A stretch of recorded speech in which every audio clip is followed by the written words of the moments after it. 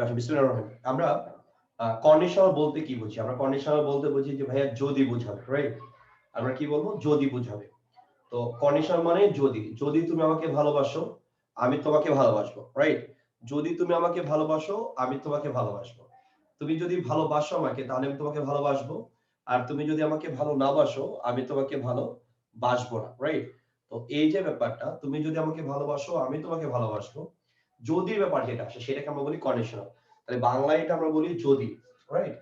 তো বাংলায় আমরা বলি যদি, আর ইংলিশে এই যদিটা অনেক ভাবে আসতে পারে। আমি আবার বলতেছি, বাংলায় আমরা বলি যদি, এই যদিটা ইংলিশে অনেক ভাবে আসতে পারে। ঠিক আছে? অনেক ভাবে আসতে পারে। তো কিভাবে আসতে পারে? এই বাংলাতে আমরা যে যদিটা বলতেছি, ইংলিশে আপনি কি বলেন? ইংলিশে বলেন আপনি ইফ, রাইট? ইংলিশে আপনি বলেন ইফ। এরপর আপনি কি বলেন? এরপরে আপনি বলেন হচ্ছে আপনি বলেন when, রাইট? কন্ডিশনের ক্ষেত্রে। এরপরে আপনি বলেন had। এরপরে আপনি কি বলেন? এরপরে আপনি বলেন হচ্ছে where, রাইট? এরপরে আপনি কি বলেন? এরপরে আপনি বলেন যে ভাইয়া নেগেটিভ একটা আছে, সেটা হচ্ছে আমরা বলি unless, রাইট? তো এই কয়টা জিনিস আমরা দেখি। এবার আসেন, তাহলে আমরা যদি বলি যদি, তাহলে এগুলো আসে। এটা ছাড়াও আমরা কন্ডিশনের মধ্যে কি কি টপিক কভার করবো আরো? আমরা কভার করবো হচ্ছে মানে দেখবো হচ্ছে উইশ এর ব্যবহারটা দেখবো, আমরা হুপের ব্যবহারটা দেখবো। উইশ আর হুপের মধ্যে আমাদের কি ধরনের সেন্টেন্সগত ডিফারেন্স ঘটে, এই দুটার মধ্যে একটু পার্থক্য সূচক আমরা দেখবো, রাইট? এরপরে আমরা দেখবো হচ্ছে অ্যাজ ইফ, অ্যাজ দো এর ব্যবহারটা দেখবো, ঠিক আছে? এরপরে আমরা ইন কেসের ব্যবহারটা দেখবো। এইটা টোটালটা হচ্ছে আমাদের হচ্ছে কন্ডিশনাল রুট ম্যাপ। হ্যাঁ, তো এই কয়টা জিনিস আমাদের খুব ভালো মতো দেখতে হবে এবং খুব ভালো মতো বুঝতে হবে, রাইট? তাহলে আমি আবার বলতেছি, এই কয়টা জিনিস আজকে আমরা কন্ডিশনালের মধ্যে কভার করব। এটা তোমাদের আমার যে শীটটা আছে সেই শীটে হচ্ছে 86 নম্বর পেজ আছে। আমি আবার বলতেছি 86 নম্বর পেজ আছে। হ্যাঁ, আমি আবার বলতেছি, দেখেন কন্ডিশনাল, আমরা কন্ডিশনাল বলতে আমরা বাংলায় বলি যদি। এই যে বাংলায় আমরা যে যদিটা বলি, এই যদিটা ইংলিশে অনেক ভাবে আসতে পারে। তোমার ইফ দ্বারা আসতে পারে, when দ্বারা আসতে পারে, had দ্বারা আসতে পারে, were দ্বারা আসতে পারে, unless দ্বারা আসতে পারে, রাইট?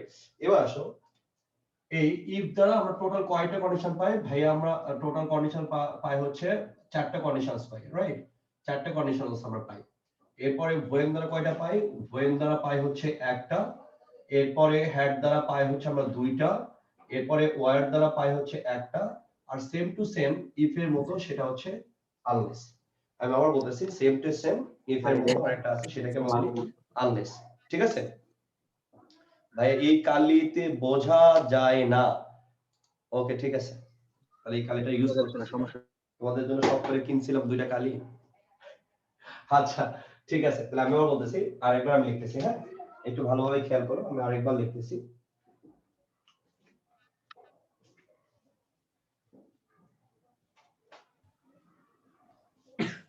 ওকে, তাহলে আমি বললাম ইফ দ্বারা হচ্ছে আপনার চারটা কন্ডিশনস হয়, when দ্বারা হয় একটা, had দ্বারা হয় দুইটা। খুব ইম্পর্টেন্ট টপিক, খুবই খুবই হালকা টপিক, কিন্তু এখান থেকে উত্তর হয় না কিন্তু। হ্যাঁ, হালকা টপিক, তুমি কিন্তু উত্তর করতে পারবে না। ঠিক আছে, যদি ভালো মতো না বুঝো। আমরা বলি এটাকে সিম্পল, মানে খুবই সহজ টপিক, বাট এখান থেকে কিন্তু স্টুডেন্ট উত্তর করতে পারে না। কেন উত্তর করতে পারে না, কিভাবে উত্তর করতে পারে না, ওটা আমরা দেখবো আজকে। তাহলে ওয়ার দ্বারা হয় একটা, আর আনলেসটা হচ্ছে টোটালি এটা সেম টু সেম, জাস্ট এটা হচ্ছে আপনার নেগেটিভ অফ ইফ, জাস্ট এটা ইফ এর নেগেটিভ, আর ইউজটা সেম।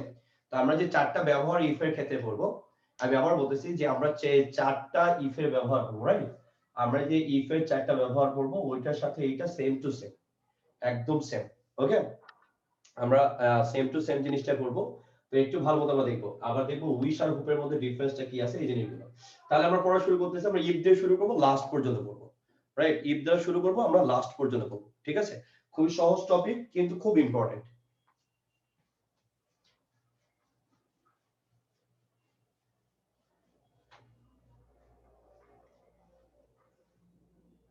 আসে ইফ, এই যে আমরা ইফ ক্লোজটাকে যুক্ত করতেছি, এই ইফ ক্লোজটাকে কিছু লিখতে হবে না তোমাদের। আচ্ছা, লিখলে লিখো, নাহলে রেকর্ডিং দেখো। হ্যাঁ, আমি একটা পিডিএফও দিব, যদি পিডিএফ এর সাথে আছে ক্লাস লেকচারের একটু ভিন্নতা নিয়ে ক্লাস নিচ্ছি। হ্যাঁ, একটু ভিন্নতা নিয়ে নিচ্ছি যাতে তোমাদের বুঝতে অনেক বেশি সুবিধা হয়, রাইট? বুঝতে যাতে অনেক বেশি সুবিধা হয়। এবার আসে ইফ এর ক্ষেত্রে আমরা যদি চিন্তা করি, তাহলে দুটো অংশ আছে, একটা হচ্ছে শর্ত যুক্ত অংশ একটা আছে, একটা আপনার হচ্ছে শর্তহীন অংশ একটা আছে, শর্তহীন অংশ একটা আছে। তাহলে আমি আবার বলতেছি ইফ এর ক্ষেত্রে আমার দুটো অংশ আছে, একটা হচ্ছে শর্তযুক্ত অংশ আর একটা হচ্ছে শর্তহীন অংশ, রাইট? আমি আবার বলতেছি ইফ এর ক্ষেত্রে আমাদের দুটো অংশ আছে, একটা শর্তযুক্ত অংশ আর একটা শর্তহীন অংশ। তো ইফ যার সাথে থাকে সেটাকে আমরা বলি শর্তযুক্ত অংশ, আর ইফ যার সাথে থাকে না সেটাকে আমরা বলি শর্তহীন অংশ, রাইট? তার মানে তুমি যদি চিন্তা করো তাহলে দুইটা অংশ, একটা হচ্ছে শর্তযুক্ত অংশ আর একটা হচ্ছে শর্তহীন অংশ। এবার যদি খেয়াল করো এই যে ইফ, এটা ক্লোজ মার্কার, এটা যখন সেন্টেন্সের প্রথমে বসে মাঝে একটা কমা বসে, রাইট? আমি আবার বলতেছি যখন তুমি এটাকে সেন্টেন্সের প্রথমে নিয়ে আসো তখন এটাকে আমরা বলি যে মাঝখানে অবশ্যই আপনাকে কি দিতে হবে, একটা কমা আপনাকে দিতে হবে, রাইট? কেন ভাই আমি কমাটা কেন দিব? তাহলে প্রথমে আমরা একটা সেন্টেন্স লিখি, লেখার পরে দেখি যে আমরা কমা কেন দিব বা কোনটাকে আমরা শর্তযুক্ত অংশ বলতেছি, কোনটাকে আমরা শর্তহীন অংশ বলতেছি, কেন বলতেছি এটা আমি একটু পরে ব্যাখ্যা করতেছি। এবার আসো, তাহলে আমরা ফার্স্ট কন্ডিশনটা বলি কি রকম? ফার্স্ট কন্ডিশনটা আমরা বলি হচ্ছে, আমি বললাম if you come, right? If you come, এরপর বললাম আই উইল গো। তো আমরা এইটুকু তো সবাই জানি যে ভাইয়া ফার্স্ট কন্ডিশনটা যখন আসে তখন আমরা কি বলি যে ইফ যুক্ত অংশে যদি ভি1 থাকে অর্থাৎ প্রেজেন্ট টেন্সে থাকে, প্রেজেন্ট ইনডিফিনিট টেন্সে থাকে, রাইট? প্রেজেন্ট ইনডিফিনিট টেন্সে থাকে তাহলে এই পাশে আমরা কি আনি? এই পাশে আমরা মে, ক্যান, হ্যাঁ ক্যান, উইল, আমরা এগুলো নিয়ে আসি, রাইট? এগুলো আমরা নিয়ে আসি। তো এখন ঘটনা হচ্ছে আপনি যদি খেয়াল করেন এই কোশ্চেনটা না অ্যাডমিশন টেস্টে 4 ভাবে আসতে পারে। আমি আবার বলতেছি এই সেম টু সেম কোশ্চেনটা আমাদের 4 ভাবে আসতে পারে অ্যাডমিশন টেস্টে, রাইট? তো যেহেতু 4 ভাবে আসতে পারে ওই 4 ভাবের সাথে আমাকে মানে অ্যাডজাস্ট করে নিতে হবে। আমি বলতেছি ওই 4 ভাবের সাথে আপনাকে অ্যাডজাস্ট করে নিতে হবে। তাহলে কি রকম ভাইয়া? তাহলে ওইটা আমরা আগে বুঝি, হ্যাঁ একটা অনুপাতে আমরা সবগুলো বুঝবো। এবার আসেন তাহলে এটাকে আগে আমরা ডায়াগনোস করে দেখি যে এটা কিভাবে পরীক্ষায় আসতে পারে, রাইট? কিভাবে পরীক্ষায় আসতে পারে। এবার আমি বলেছি দেখো আমরা যদি এই সেন্টেন্সটাকে লিখছি না if you come I will go, বলেছি ইফ যুক্ত মানে শর্তযুক্ত অংশে যদি আপনার ভি1 থাকে তাহলে শর্তহীন অংশ যেটা ওইখানে আপনার মে, ক্যান, উইল আপনি এগুলো নিয়ে আসবেন। তাহলে সেন্টেন্সটা দেখেন একটা বলো if you come I will go, আমি যদি কনভার্ট করে মানে আমি যদি উল্টায় লিখি, ইনভার্স করে যদি লিখি তাহলে আমরা কি বলবো? I will go if you come. এবার তোমাদের হয়তো অনেকের পরিচিত লাগতেছে জিনিসটা যে এটা কোথায় যেন পড়েছি, কোথায় যেন পড়েছি। ইয়েস, এটা আমরা পড়েছি। কোথায় পড়েছি? আমরা ক্লোজের মধ্যে পড়েছি, আমরা সেন্টেন্স স্ট্রাকচারের মধ্যে পড়েছি, আমরা অনেক জায়গায় এটা পড়েছি। দেখো দেখেন আপনি কিন্তু এটাকে ইচ্ছে করলে সেন্টেন্স গুলোকে আপনি চেঞ্জ করে লিখতে পারবেন। আমি আবার বলি আপনি যদি ইচ্ছে করেন তাহলে এগুলো কিন্তু আপনি চেঞ্জ করে লিখতে পারবেন। তাহলে ভাইয়া কিরকম চেঞ্জ করে আমরা লিখতে পারবো সেটা যদি আমরা দেখি, রাইট? সেটা যদি আমরা লিখি, আপনারা কি কথা ঠিক মতো শুনতে পাচ্ছেন? তুষারের কম্পিউটারে বয়াগুলো কানেক্ট হয় না, রাইট? মানে আমরা যে পাচ্ছি ভাইয়া। ম্যাটেরিয়াল ইউজ করি ক্লাস নেওয়ার ভাইয়া সময় ক্লিয়ার, এগুলো কোনো টোটালি সমস্যা নেই। কানেক্ট হচ্ছে না, রাইট? তো দ্যাটস ওয়াই আপনাদের যদি কোনো কথা শুনতে প্রবলেম হয় অবশ্যই আপনারা ইনফর্ম করবেন, হ্যাঁ অবশ্যই ইনফর্ম করবেন। গতকাল ক্লাসে অনেক প্রবলেম হয়েছে আপনারা জানেন। তো দ্যাটস ওয়াই আজকে যদি কথা শুনতে প্রবলেম হয় বা কোনো কিছু ভাইয়া বোর্ডে একটু সমস্যা হয়েছে। হ্যাঁ তাহলে অবশ্যই একটু জানাবেন, হ্যাঁ? ভাইয়া লাইটের জন্য একটু দেখতে সমস্যা হচ্ছে। আচ্ছা ঠিক করে দিচ্ছি আমি। আমার কম্পিউটার না তো এটা, অনেক ঝামেলা হচ্ছে এর জন্য। এবার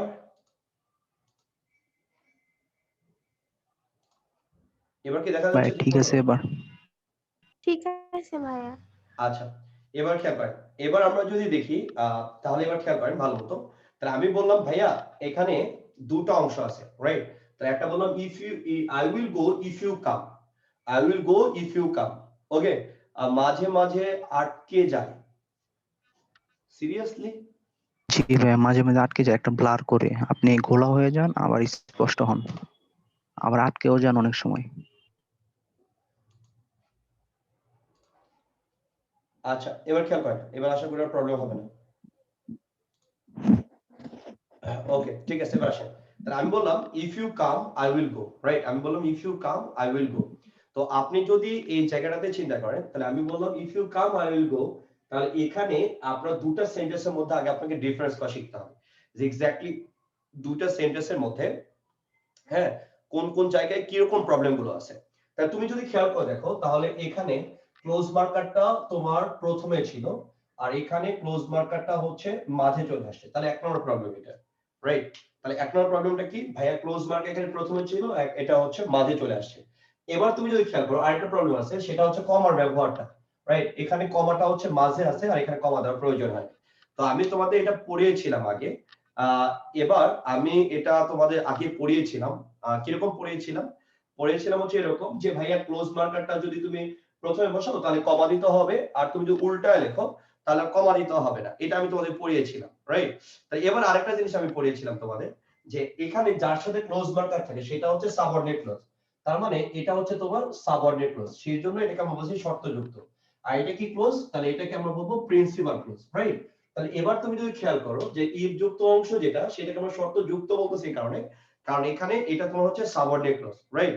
তাহলে আমরা সেটাকে বলতেছি সাবঅর্ডিনেট ক্লজ।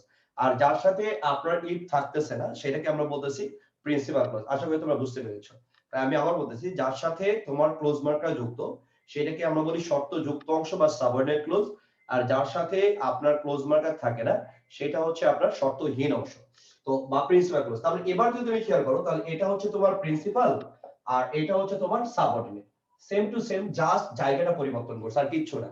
তাহলে আমরা একটু আগে কি পড়েছিলাম? আমরা একটু আগে পড়েছিলাম যে ভাইয়া যদি ইফ যুক্ত অংশে প্রেজেন্ট ইনডিফিনিট টেন্সে থাকে V1 এ থাকে তাহলে আমরা ওই পাশে কি নিয়ে আসবো? মেক এন্ড উইল এগুলো নিয়ে আসবো। যেহেতু এখানে V1 পাইছেন দ্যাটস ওয়াই এখানে আপনি উইল নিয়ে আসছেন। এখন এই উইলটা যদি প্রথমে চলে আসে, রাইট? উইলটা যদি প্রথমে চলে আসে আপনার কোনো প্রবলেম আছে? না ভাই প্রবলেম কি? এই জিনিসটা জাস্ট এই জায়গায় আর এই জিনিসটা জাস্ট এই জায়গায়। তাহলে আপনি আই উইল গো আপনি এই জায়গায় নিলেন আর এটা আপনি এই জায়গায় নিলেন, এবার চেঞ্জ করেন। এবার আমি যদি বলি তাহলে এখানে এই কাম আছে তাহলে V1 আছে, তাহলে এই পাশে আপনি চেঞ্জ করবেন, তাহলে আপনি কি বলবেন? আই উইল গো। এবার এই পাশে দেওয়া আছে আপনি এই পাশে চেঞ্জ করবেন, তাহলে আপনি কি বলবেন? ভাইয়া এটা যেহেতু মেক এন্ড শ্যাল উইল চলে আসছে তার মানে এটা V1 এ যাবে, তাহলে আপনি কি বলবেন? আপনি কাম বলবেন। জাস্ট এটুকুই চেঞ্জ, আর কোনো চেঞ্জ নাই। তার মানে আগে আমাদের এটা বুঝতে হবে সুন্দরভাবে যে আমরা যদি ক্লোজ মার্কারটা যদি এভাবে চেঞ্জ করি, রাইট? আমরা যদি ক্লোজ মার্কারটা যদি এভাবে চেঞ্জ করি তাহলে কিভাবে আসবে, ঠিক আছে? তাহলে এভাবে আপনি জিনিসগুলোকে চেঞ্জ করে করে বলবেন, ঠিক আছে? আচ্ছা, এরপর আসেন তাহলে আমরা এটুকু ক্লিয়ার হয়েছি যে এর জন্য এটা এভাবে হবে। এরপরে 2 নম্বরটা দেখেন, সেকেন্ড কন্ডিশন, রাইট? সেকেন্ড কন্ডিশনটা কি? সেকেন্ড কন্ডিশনটা হচ্ছে ভাইয়া যদি তোমার এখানে V2 থাকে, যেমন আমি বললাম if you came, if you came, তাহলে কেমটাকে আমরা বলতেছি V2, রাইট? আমি আবার বলতেছি কেমটাকে আমরা বলতেছি V2 মানে ভার্বের পাস্ট ফর্ম। যদি আপনার ভার্বের পাস্ট ফর্ম আসে, রাইট?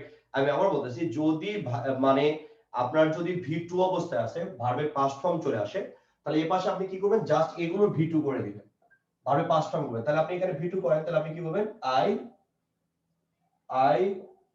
Would go, right? তাহলে আমি বললাম if you came comma I would go. কেন করেছেন? তাহলে আমি বলেছি শর্তযুক্ত বা সাবঅর্ডিনেট ক্লজে যদি V2 অবস্থায় থাকে তাহলে ভার্বের পাস্ট ফর্মে থাকে তাহলে জাস্ট আপনি এগুলো পাস্ট ফর্ম করবেন, তাহলে বলবেন আপনি আই উড গো।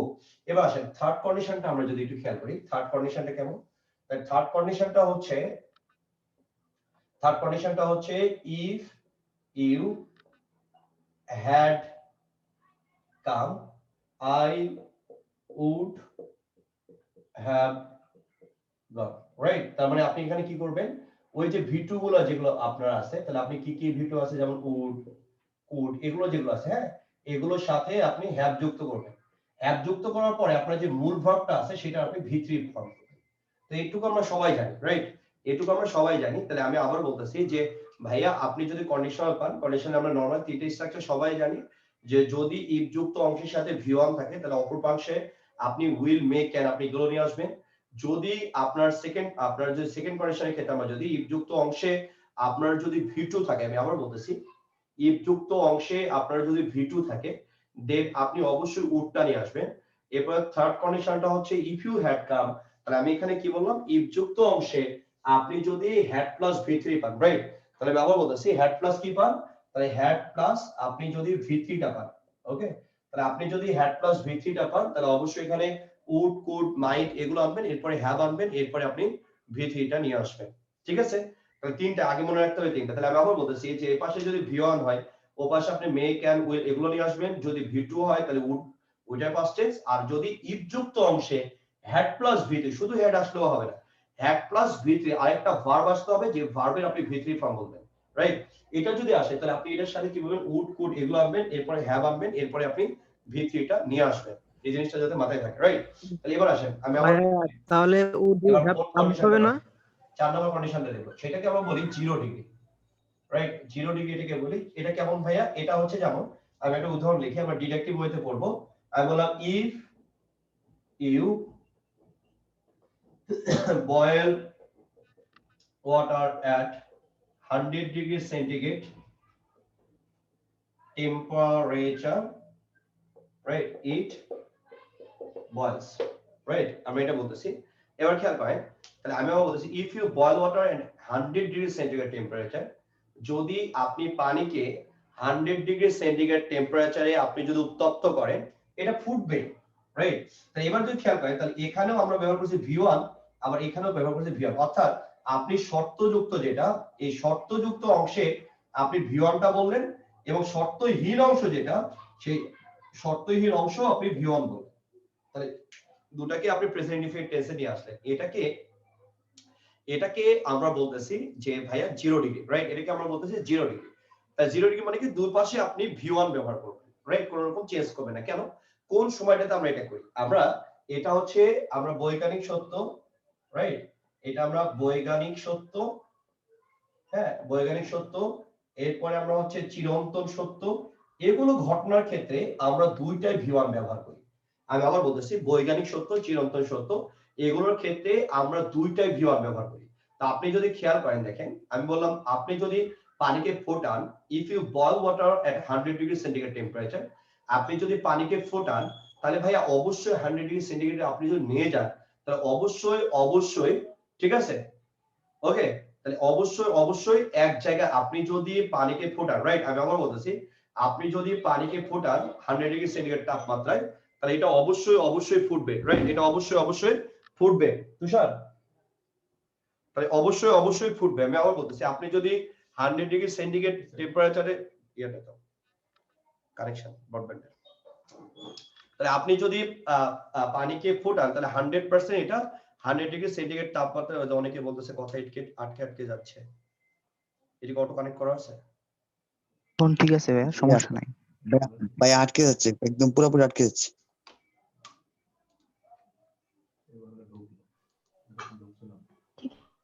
ওকে, একটু 30 সেকেন্ড, হ্যাঁ? ভাই ঠিকই তো আছে। ভাইয়া ভাইয়া অনেকদিন পরে বোর্ডে ক্লাস নিচ্ছেন তো এই কারণে এরকম মনে হইতেছে সবার। এটা তুষার হচ্ছে না তো এখানে কি? ভাই ঠিক তোমার কথা বলে কথা আজকে শোনা যাচ্ছে না, একটু পরে আমি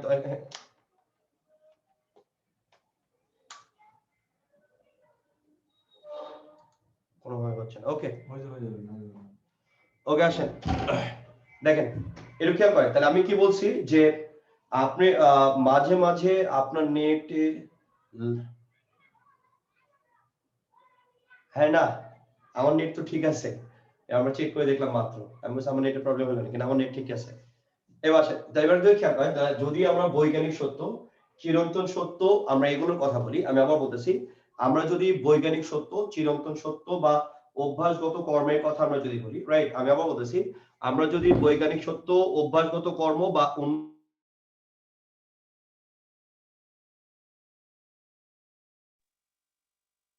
ভাইয়া মিউট হয়ে গেছে। ভাইয়ের কথা তো শোনা যাইতেছে না। শোনা যায় না তো ভাই।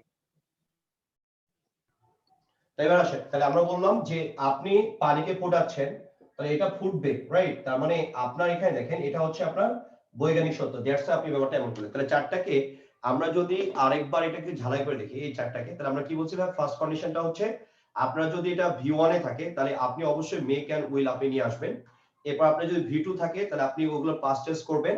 এরপরে যদি third condition had plus V3 থাকে, তাহলে আপনি উড হ্যাভ এগুলো নিয়ে আসবেন। ফোর্থ কন্ডিশনে আমরা যে বলতেছি যে ভাইয়া আপনি যদি আপনার যদি বৈজ্ঞানিক সত্য, চিরন্তন সত্য বুঝায়, তাহলে আপনি দুটাকে V1 করবেন, রাইট? আচ্ছা, এবার আসেন,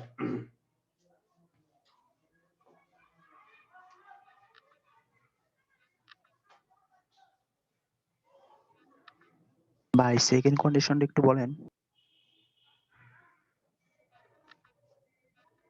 কথা বলে লাভ নাই, কথা বলে মানে আমি যতক্ষণ হেডফোন না লাগাবো ততক্ষণ আমি তোমার কথা ক্লিয়ার শুনতে পারবো না। ল্যাপটপের আওয়াজ অত বেশি না, রাইট? আমরা যে সাউন্ড সিস্টেমটা ইউজ করি সেটা টোটালি এটাতে কাজ করতেছে না। এখন এটাও ঠিক হয় না, আমারটা আংশিক ঠিক হয়েছিল, এটাও আংশিক ঠিক। তো এই জন্য একটু ঝামেলা হচ্ছে। তো এই জন্য আমি একটু পরে প্রশ্ন উত্তর পর্বে যাব, তখন তোমরা একটু প্রশ্ন করো। হ্যাঁ, আমি হেডফোন লাগানোর পরে আমি যখন প্রশ্ন উত্তর পর্বে যাব, দেন তোমরা ইয়ে করো, ঠিক আছে? আচ্ছা, এবার আসেন, এবার হচ্ছে আমরা ওয়েনটা দেখবো। তাহলে ওয়েনটাকে আমরা বলতেছি, ওয়েনটাকে আমরা একটা কন্ডিশনে আমরা ফেলবো, রাইট? ফার্স্ট কন্ডিশন এটাকে আমরা ফেলবো। ফার্স্ট কন্ডিশন আমরা ইফ এর ক্ষেত্রে যে ফার্স্ট কন্ডিশনটা আমরা দেখেছি, আমরা ইফ এর ক্ষেত্রে যে ফার্স্ট কন্ডিশনটা দেখেছি আমরা ওইটা ইউজ করব, রাইট? যেমন আমি তোমাকে যদি বলি, আমি তোমাকে বললাম ধরো when you finish your homework, right? When you finish your homework, আমি বললাম you can go home, right? আমি বললাম when you finish your homework you can go home। আমি আবার বলতেছি when you finish your homework you can go home। আপনি যখন আপনার হোমওয়ার্কটা শেষ করবেন আপনি বাড়ি যেতে পারেন। আমি আবার বলতেছি when you finish your homework you can go home। তো আপনি যদি এই জায়গাতে খেয়াল করেন, দেখেন আপনি ধরেন আমি বললাম যে ফিনিশ, তাহলে ফিনিশটা কি ভাইয়া? তাহলে ভাইয়া ফিনিশটা হচ্ছে V1। তাহলে V1 আছে, তারপরে আপনি কি নিয়ে আসবেন? এখানে মেক এন্ড উইল নিয়ে আসবেন, এগুলো নিয়ে আসবেন। তা দ্যাটস হোয়াই এটাকে আমরা বলছি ফার্স্ট কন্ডিশন। আপনার যখন হোমওয়ার্কটা শেষ হবে আপনি বাড়ি যেতে পারেন। এবার আসেন, তাহলে এখানে ইফ এর মধ্যে আমার ডিফারেন্সটা কোথায়, রাইট? আমি আবার বলতেছি ইফ এর সাথে এটার ডিফারেন্সটা কোথায়। তাহলে ইফ এর সাথে আপনি যদি আপনার ডিফারেন্সটা দেখতে চান, তাহলে ইফ এর সাথে আমি যদি বলি, তাহলে ইফ এর সাথে আমি যদি বলি, তাহলে আমি বললাম দেখেন, আমি বললাম if you finish your homework, right? এবার আসেন, আমি বললাম ইউ ক্যান go home, আর এটা আমি বললাম I will give you more exercise, right? তো এবার দেখেন, so when you finish your homework, আপনি যখন আপনার হোমওয়ার্কটা শেষ করবেন you can go home, আপনি বাড়ি যেতে পারেন। এরপর আমি বললাম if you finish your homework you can go home, I will give you more exercise। তো এখানে এই দুটোর মধ্যে আপনি যদি ডিফারেন্স দেখেন, তাহলে দেখেন আমি বললাম when you finish your homework, ধরেন আপনার হোমওয়ার্ক শেষ হলো 10টায়, আপনি ইচ্ছা করলে 10টা একে আপনি বাড়ি যেতে পারবেন, রাইট? কারণটা কি, আমরা এখানে সময়ের কথা কেন নিয়ে আসলাম? আমরা সময়ের কথাটা এই জায়গাটাতে আমরা কেন নিয়ে আসলাম? আপনি যদি খেয়াল করেন আমরা সময়ের কথাটা আমরা এই জায়গায় এই জন্য নিয়ে এসেছি কারণ আমরা when বলতে আমরা বুঝি সময়। আমি আবার বলতেছি, কারণ আমরা when বলতে আমরা বুঝি সময়, রাইট? তাই আমি আবার বলতেছি when বলতে আমরা বুঝি সময়। এই জন্য আমরা বললাম when you finish your homework, আপনি যখন আপনার হোমওয়ার্কটা শেষ করবেন you can go home, আপনি বাড়ি যেতে পারেন। তাই আপনার 10টা বাজে হোমওয়ার্ক শেষ হয়েছে, আপনি 10টা একেই বাড়ি যেতে পারেন, রাইট? আমি আবার বলতেছি when you finish your homework, আপনি ধরেন 10টা বাজে আপনার হোমওয়ার্ক শেষ হয়েছে, আপনি 10টা একেই বাড়ি যেতে পারেন। এবার আসে তার ইফ এর সাথে ডিফারেন্সটা কি? আমরা যখন ক্লোজে ক্লাস নিচ্ছিলাম তখন আমরা বলেছি ইফ মানে হচ্ছে অল্টারনেটিভ, ইফ মানে হচ্ছে অল্টারনেটিভ, এইটা নাকি এইটা, ইয়েস অর নো, এইটা নাকি এইটা। আমি বলতেছি if you finish your homework, আপনি যদি আপনার হোমওয়ার্কটা শেষ করেন তাহলে বললাম yes you can go home, আপনি বাড়ি যেতে পারেন। আবার দ্বিতীয় কথাটা বললাম no no I will give you more exercise, আমি আপনাকে আরো এক্সারসাইজ দেব। বুঝা গেছে? তার মানে এখানে আপনার অল্টারনেটিভের কথা আসতেছে যে আমি বললাম আপনার হোমওয়ার্কটা শেষ, if you finish your homework, যদি আপনার হোমওয়ার্কটা শেষ হয় তাহলে আমি বললাম I will give you more exercise, তাহলে আপনার যদি হোমওয়ার্ক শেষ হয় তাহলে সমস্যা নেই, আমি আপনাকে আরো বেশি এক্সারসাইজ দেব। ঠিক আছে? তার মানে নো, আপনার বাড়ি যাওয়া হচ্ছে না। তাহলে আমি বললাম yes you can go home, আপনি বাড়ি যেতে পারেন। তারপর ইফ আর ওয়েন এর মধ্যে এখানে বেসিক যে জিনিসটা জায়গায় ডিফারেন্স সেটা হচ্ছে ওয়েনটা কথা বলে অলওয়েজ সময় নিয়ে, আর ইফটা কথা বলে অলওয়েজ অল্টারনেটিভ নিয়ে। এই জিনিসটা মনে রাখতে হবে, এটা উত্তরে প্যাস খেয়ে যাবে। ঠিক আছে? তাহলে আপনি এই জায়গাটাতে যদি সাবধান না হন তাহলে প্যাস খেয়ে যাবেন, রাইট? তাহলে এই জায়গাটা হচ্ছে এরকম। এবার আসেন,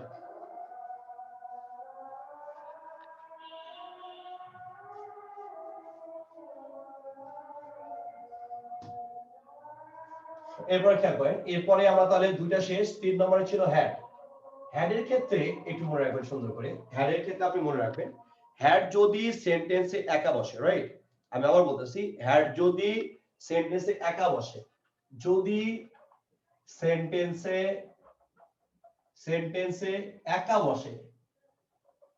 বসে তাহলে সেটাকে আমরা বলবো সেকেন্ড কন্ডিশন। ঠিক আছে? Second conditions, right? আর যদি আমরা দেখি হ্যাড এর সাথে আরেকটি ভার্ব আছে, রাইট, আরেকটি ভার্ব আছে, তাহলে সেটাকে আমরা বলবো থার্ড কন্ডিশন, রাইট। তাহলে আমরা বলতেছি হ্যাড যদি সেন্টেন্সে একা বসে তাহলে এটাকে আমরা বলবো সেকেন্ড কন্ডিশন, রাইট। আমি আবার বলতেছি যদি সেন্টেন্সে হ্যাড বসে তাহলে এটাকে আমরা বলবো সেকেন্ড কন্ডিশন। যদি হ্যাডের সাথে যদি আরেকটা ভার্ব চলে আসে তাহলে সেটাকে আমরা বলবো থার্ড কন্ডিশন, ঠিক আছে। যেমন আপনি খেয়াল করেন, যেমন আমি বললাম had I a car, right, connect করো, had I a car I would drive all day.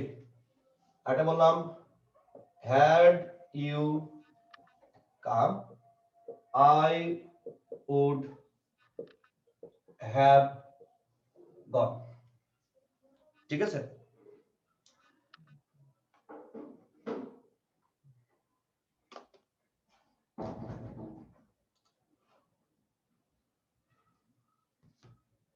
SIM of করছো? হ্যাঁ, সিম অফ করছো? ওকে, দেখেন এবার যদি খেয়াল করেন তাহলে আমরা বললাম হ্যাড আই এ কার, তাহলে এবার দেখেন হ্যাড এর সাথে কোনো ভার্ব আছে, বলছে না ভাইয়া, তাই এটাকে আমরা বলবো সেকেন্ড কন্ডিশন, রাইট। কি বলবো? Second condition. এই জন্য আমরা বলছি উড ড্রাইভ, বোঝা গেছে। এরপর দেখেন হ্যাড একা নাকি হ্যাডের সাথে আরেকটা ভার্ব আছে, তাহলে হ্যাডের সাথে ভাইয়া আরেকটা ভার্ব আছে, তাহলে আমরা এটা বলবো থার্ড কন্ডিশন, এই জন্য আমরা বলবো উড হ্যাভ প্লাস বি3। এবার আসেন তাহলে এটা যে কন্ডিশন, তাহলে এটা আমাকে ভালো মতো বুঝতে হবে, রাইট। আমি আবার বলতেছি এটা যে আমার কন্ডিশন, এই কন্ডিশনটা তো আমাকে আগে ভালো মতো বুঝতে হবে, এছাড়া আমি উত্তর করতে পারবো না, রাইট। তাহলে আমি আবার বলতেছি এটা যে আপনার কন্ডিশন, এই কন্ডিশনটা তো আপনাকে আগে বুঝতে হবে যে ভাই এটা কন্ডিশন কিনা, রাইট। তাহলে এবার আসেন এটা আমরা কি মিনিং ভাবে কিভাবে এটা প্রকাশ করব, সেই জায়গাটাতে আমরা যদি একটু খেয়াল করি, তাই এবার আসেন আমি বলেছি বাংলায় আমরা বলি যদি, রাইট, আমি বাংলায় বলি যদি। এই যদিটা আমার ইংলিশে আমি বলেছি ইফ দ্বারা আসতে পারে, when দ্বারা আসতে পারে, ইট হ্যাড দ্বারা আসতে পারে। তাহলে থার্ড নাম্বার আমরা বলছি হ্যাড, তবে হ্যাড এর বাংলাও যদি হতে পারে। তাহলে আপনার বাংলা যে হ্যাড মানে এখানে যদিটা দিচ্ছে, আপনি হ্যাড এর বাংলা যে আপনি যদিটা বলতেছেন, আপনি কিসের ভিত্তিতে যদিটা বলতেছেন আগে এই জায়গাটুকু আপনাকে ক্লিয়ার হতে হবে, রাইট। তাহলে আপনি কিসের ভিত্তিতে এটাকে যদি বলতেছেন, তাহলে এই জিনিসটা আপনাকে ক্লিয়ার হওয়া লাগবে। তাহলে ভাই কিসের ভিত্তিতে? এবার আসেন দেখেন হ্যাডটা আমরা জানি যখন অক্সিলারি ভার্ব হয়, যখন সেন্টেন্সের প্রথমে চলে আসে সেখানে প্রশ্নবোধক চিহ্ন আসে। সেখানে কি কোনো প্রশ্নবোধক চিহ্ন আছে? তাহলে বলা না ভাইয়া এখানে কোনো প্রশ্নবোধক চিহ্ন নাই। আমি আবার বলতেছি হ্যাডটা আমার সেন্টেন্সের সাবজেক্টের প্রথমে চলে আসে, রাইট। তাহলে হ্যাডটা সেন্টেন্সের সাবজেক্টের প্রথমে চলে আসে, তাই যেহেতু এটা সাবজেক্টের প্রথমে চলে আসে, আমি আবার বলতেছি যেহেতু এটা আপনার সাবজেক্টের প্রথমে চলে আসছে, তো এবার লক্ষ্য রাখেন সাবজেক্টের প্রথমে চলে আসে, কিন্তু এই সময় তো আপনার প্রশ্নবোধক চিহ্ন থাকার কথা। তাহলে দেখেন আপনার প্রশ্নবোধক চিহ্ন থাকার কথা, কিন্তু আপনার কোনো প্রশ্নবোধক চিহ্ন নাই। তাই যেহেতু প্রশ্নবোধক চিহ্ন নাই, তার মানে এই হ্যাড মানে বোঝাচ্ছে যদি। হ্যাড মানে কি বোঝাচ্ছে? যদি। এবার আপনি যদি খেয়াল করেন তাহলে আমরা যদি বলতাম ইফ আই হ্যাড আ কার, এবার আপনি যদি খেয়াল করেন তাহলে ইফ যুক্ত শর্তযুক্ত অংশে হ্যাড মানে কি ভি2 আছে, তাহলে ভি2 থাকে এই পাশে আমরা কি নিয়ে আসবো? আমরা বলবো আই উড ড্রাইভ, তাই না? তাহলে এবার আসেন যেহেতু ভি2 দ্যাটস ওয়াই আপনি বলেন উড ড্রাইভ, ঠিক আছে। এবার এই সেন্টেন্সটাকে জাস্ট আপনি ইফটা তুলে দেওয়া হয়েছে, ইফটা তুলে দিয়ে আপনি জাস্ট বলতেছেন হ্যাড আই আ কার। এই হ্যাড প্রথমে আনার ফলে এই হ্যাডটা অটো মিনিং দিচ্ছে যদি, যেখানে আর আপনার ইফের কোনো প্রয়োজন হচ্ছে না। আমি আবার বলতেছি আপনার এখানে অটোমেটিক আপনার মিনিং দিচ্ছে যদি, রাইট। আপনার অটোমেটিক মিনিং দিচ্ছে যদি, যেহেতু যদি মিনিং দিচ্ছে এবং হ্যাডটা হচ্ছে এটা ভি2 ফর্ম, দ্যাটস আমরা বলছি উড টাইপ। এই জন্য আমি বলছি ভাই দেখেন আপনি যদি খেয়াল করেন তাহলে হ্যাড একাই আছে, এর সাথে কিন্তু আর কোনো ভার্ব নাই, তার মানে এটা জীবন থার্ড কন্ডিশনে পড়বে। এই জন্য আমি বলছি হ্যাড যদি সেন্টেন্সে একা বসে, এই যে একা আছে, রাইট, তাহলে এটাকে আমরা বলবো সেকেন্ড কন্ডিশন। এবার আপনি যদি খেয়াল করেন হ্যাড ইউ কাম, আমি আবার বলতেছি হ্যাড ইউ কাম, ঠিক আছে। তাহলে আমি আবার বলতেছি ভাইয়া হ্যাড ইউ কাম। এবার আপনি যদি খেয়াল করেন তাহলে হ্যাড ইউ কাম, হ্যাড এর সাথে আরেকটা ভার্ব আছে, রাইট। তাহলে এই সেন্টেন্সটা আপনি এভাবে লিখতে পারতেন ইফ ইউ হ্যাড কাম। তাহলে এবার আসেন ইফ মানে কি যদি, আর হ্যাড এর সাথে আরেকটা আছে, তার মানে আমরা জানি হ্যাড প্লাস ভি3, তো তো হ্যাড প্লাস V3 মানে কি আমরা বলবো ভাইয়া এটা থার্ড কন্ডিশন তাহলে আমরা বলবো I would have gone এই সেম সেন্টেন্সটা এখানে এভাবে লেখা আছে তাহলে আপনারা যদির কথায় এই যদিটা আপনি হ্যাড সামনে এনে আমরা অটো প্রকাশ করতে পারতেছি আমি আবার বলি এই হ্যাডটা আমি সামনে অটো প্রকাশ করতে পারতেছি বোঝা গেছে তাহলে আমি যেহেতু হ্যাডটা সামনে এনে আমি অটো বোঝাতে পারতেছি তাই আমার ইফটা লেখার দরকার হয় না লেখা দিয়েছি হ্যাড প্লাস V3 এই যে দেখেন হ্যাড প্লাস V3 এই জন্য আমরা বলছি উড হ্যাভ এই জন্য কি বলছি উড হ্যাভ তো এটা আমি সংক্ষেপে এই জন্য বললাম যদি হ্যাডটা যদি আপনি একা পান তাহলে আপনি চোখ বন্ধ করে আপনি সেকেন্ড কন্ডিশন দিয়ে দিবেন আর যদি হ্যাডের সাথে আপনি যদি আরেকটা ভাগ পান তাহলে আপনি সেটাকে থার্ড কন্ডিশনটা ইউজ করবেন ঠিক আছে আচ্ছা এরপর আসেন 3 নম্বরটা গেল এবার আমরা দেখব 4 নম্বরটা right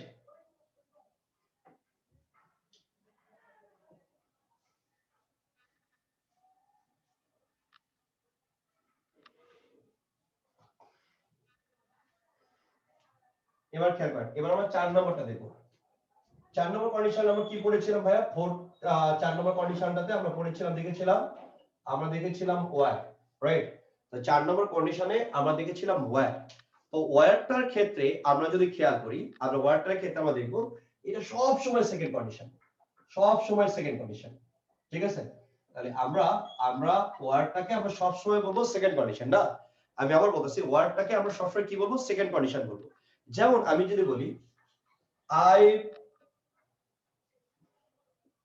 were I PM of Bangladesh I would help the poor right আমি আবার বলতেছি were I PM of Bangladesh I would help the poor right তাই আমি আবার বলতেছি were I PM of Bangladesh I would help the poor আপনি যদি এখানে খেয়াল করেন দেখেন আপনার সেন্টেন্সে কিন্তু সাবজেক্টের আগে ওয়ার্ড চলে আসছে রাইট তার মানে দেখেন সাবজেক্টের আগে ভাইয়া আপনি ওয়ার্ডটা পেয়ে গেছেন তা যেহেতু আপনি সাবজেক্টের আগে ওয়ার্ডটা পেয়ে গেছেন হিসাবে একটা প্রশ্নবোধক চিহ্ন আসার কথা ছিল রাইট তাহলে যেহেতু আপনার প্রশ্নবোধক চিহ্ন আসার কথা ছিল তাহলে এবার খেয়াল করেন এখানে কিন্তু প্রশ্নবোধক চিহ্নটা নাই তার মানে এখানে ওয়ার্ড বলতে আমরা যেটা বোঝাচ্ছি তাহলে ওয়ার্ড বলতে আমরা বোঝাচ্ছি যদি রাইট আমি আবার বলতেছি আমরা ওয়ার্ড বলতে কি বোঝাচ্ছি আমরা ওয়ার্ড বলতে এখানে বোঝাচ্ছি যদি রাইট যেহেতু আমরা যদি বোঝাচ্ছি আবার খেয়াল করেন আমরা যেহেতু এটা দ্বারা যদি বোঝাচ্ছি এবার আপনি খেয়াল করেন এই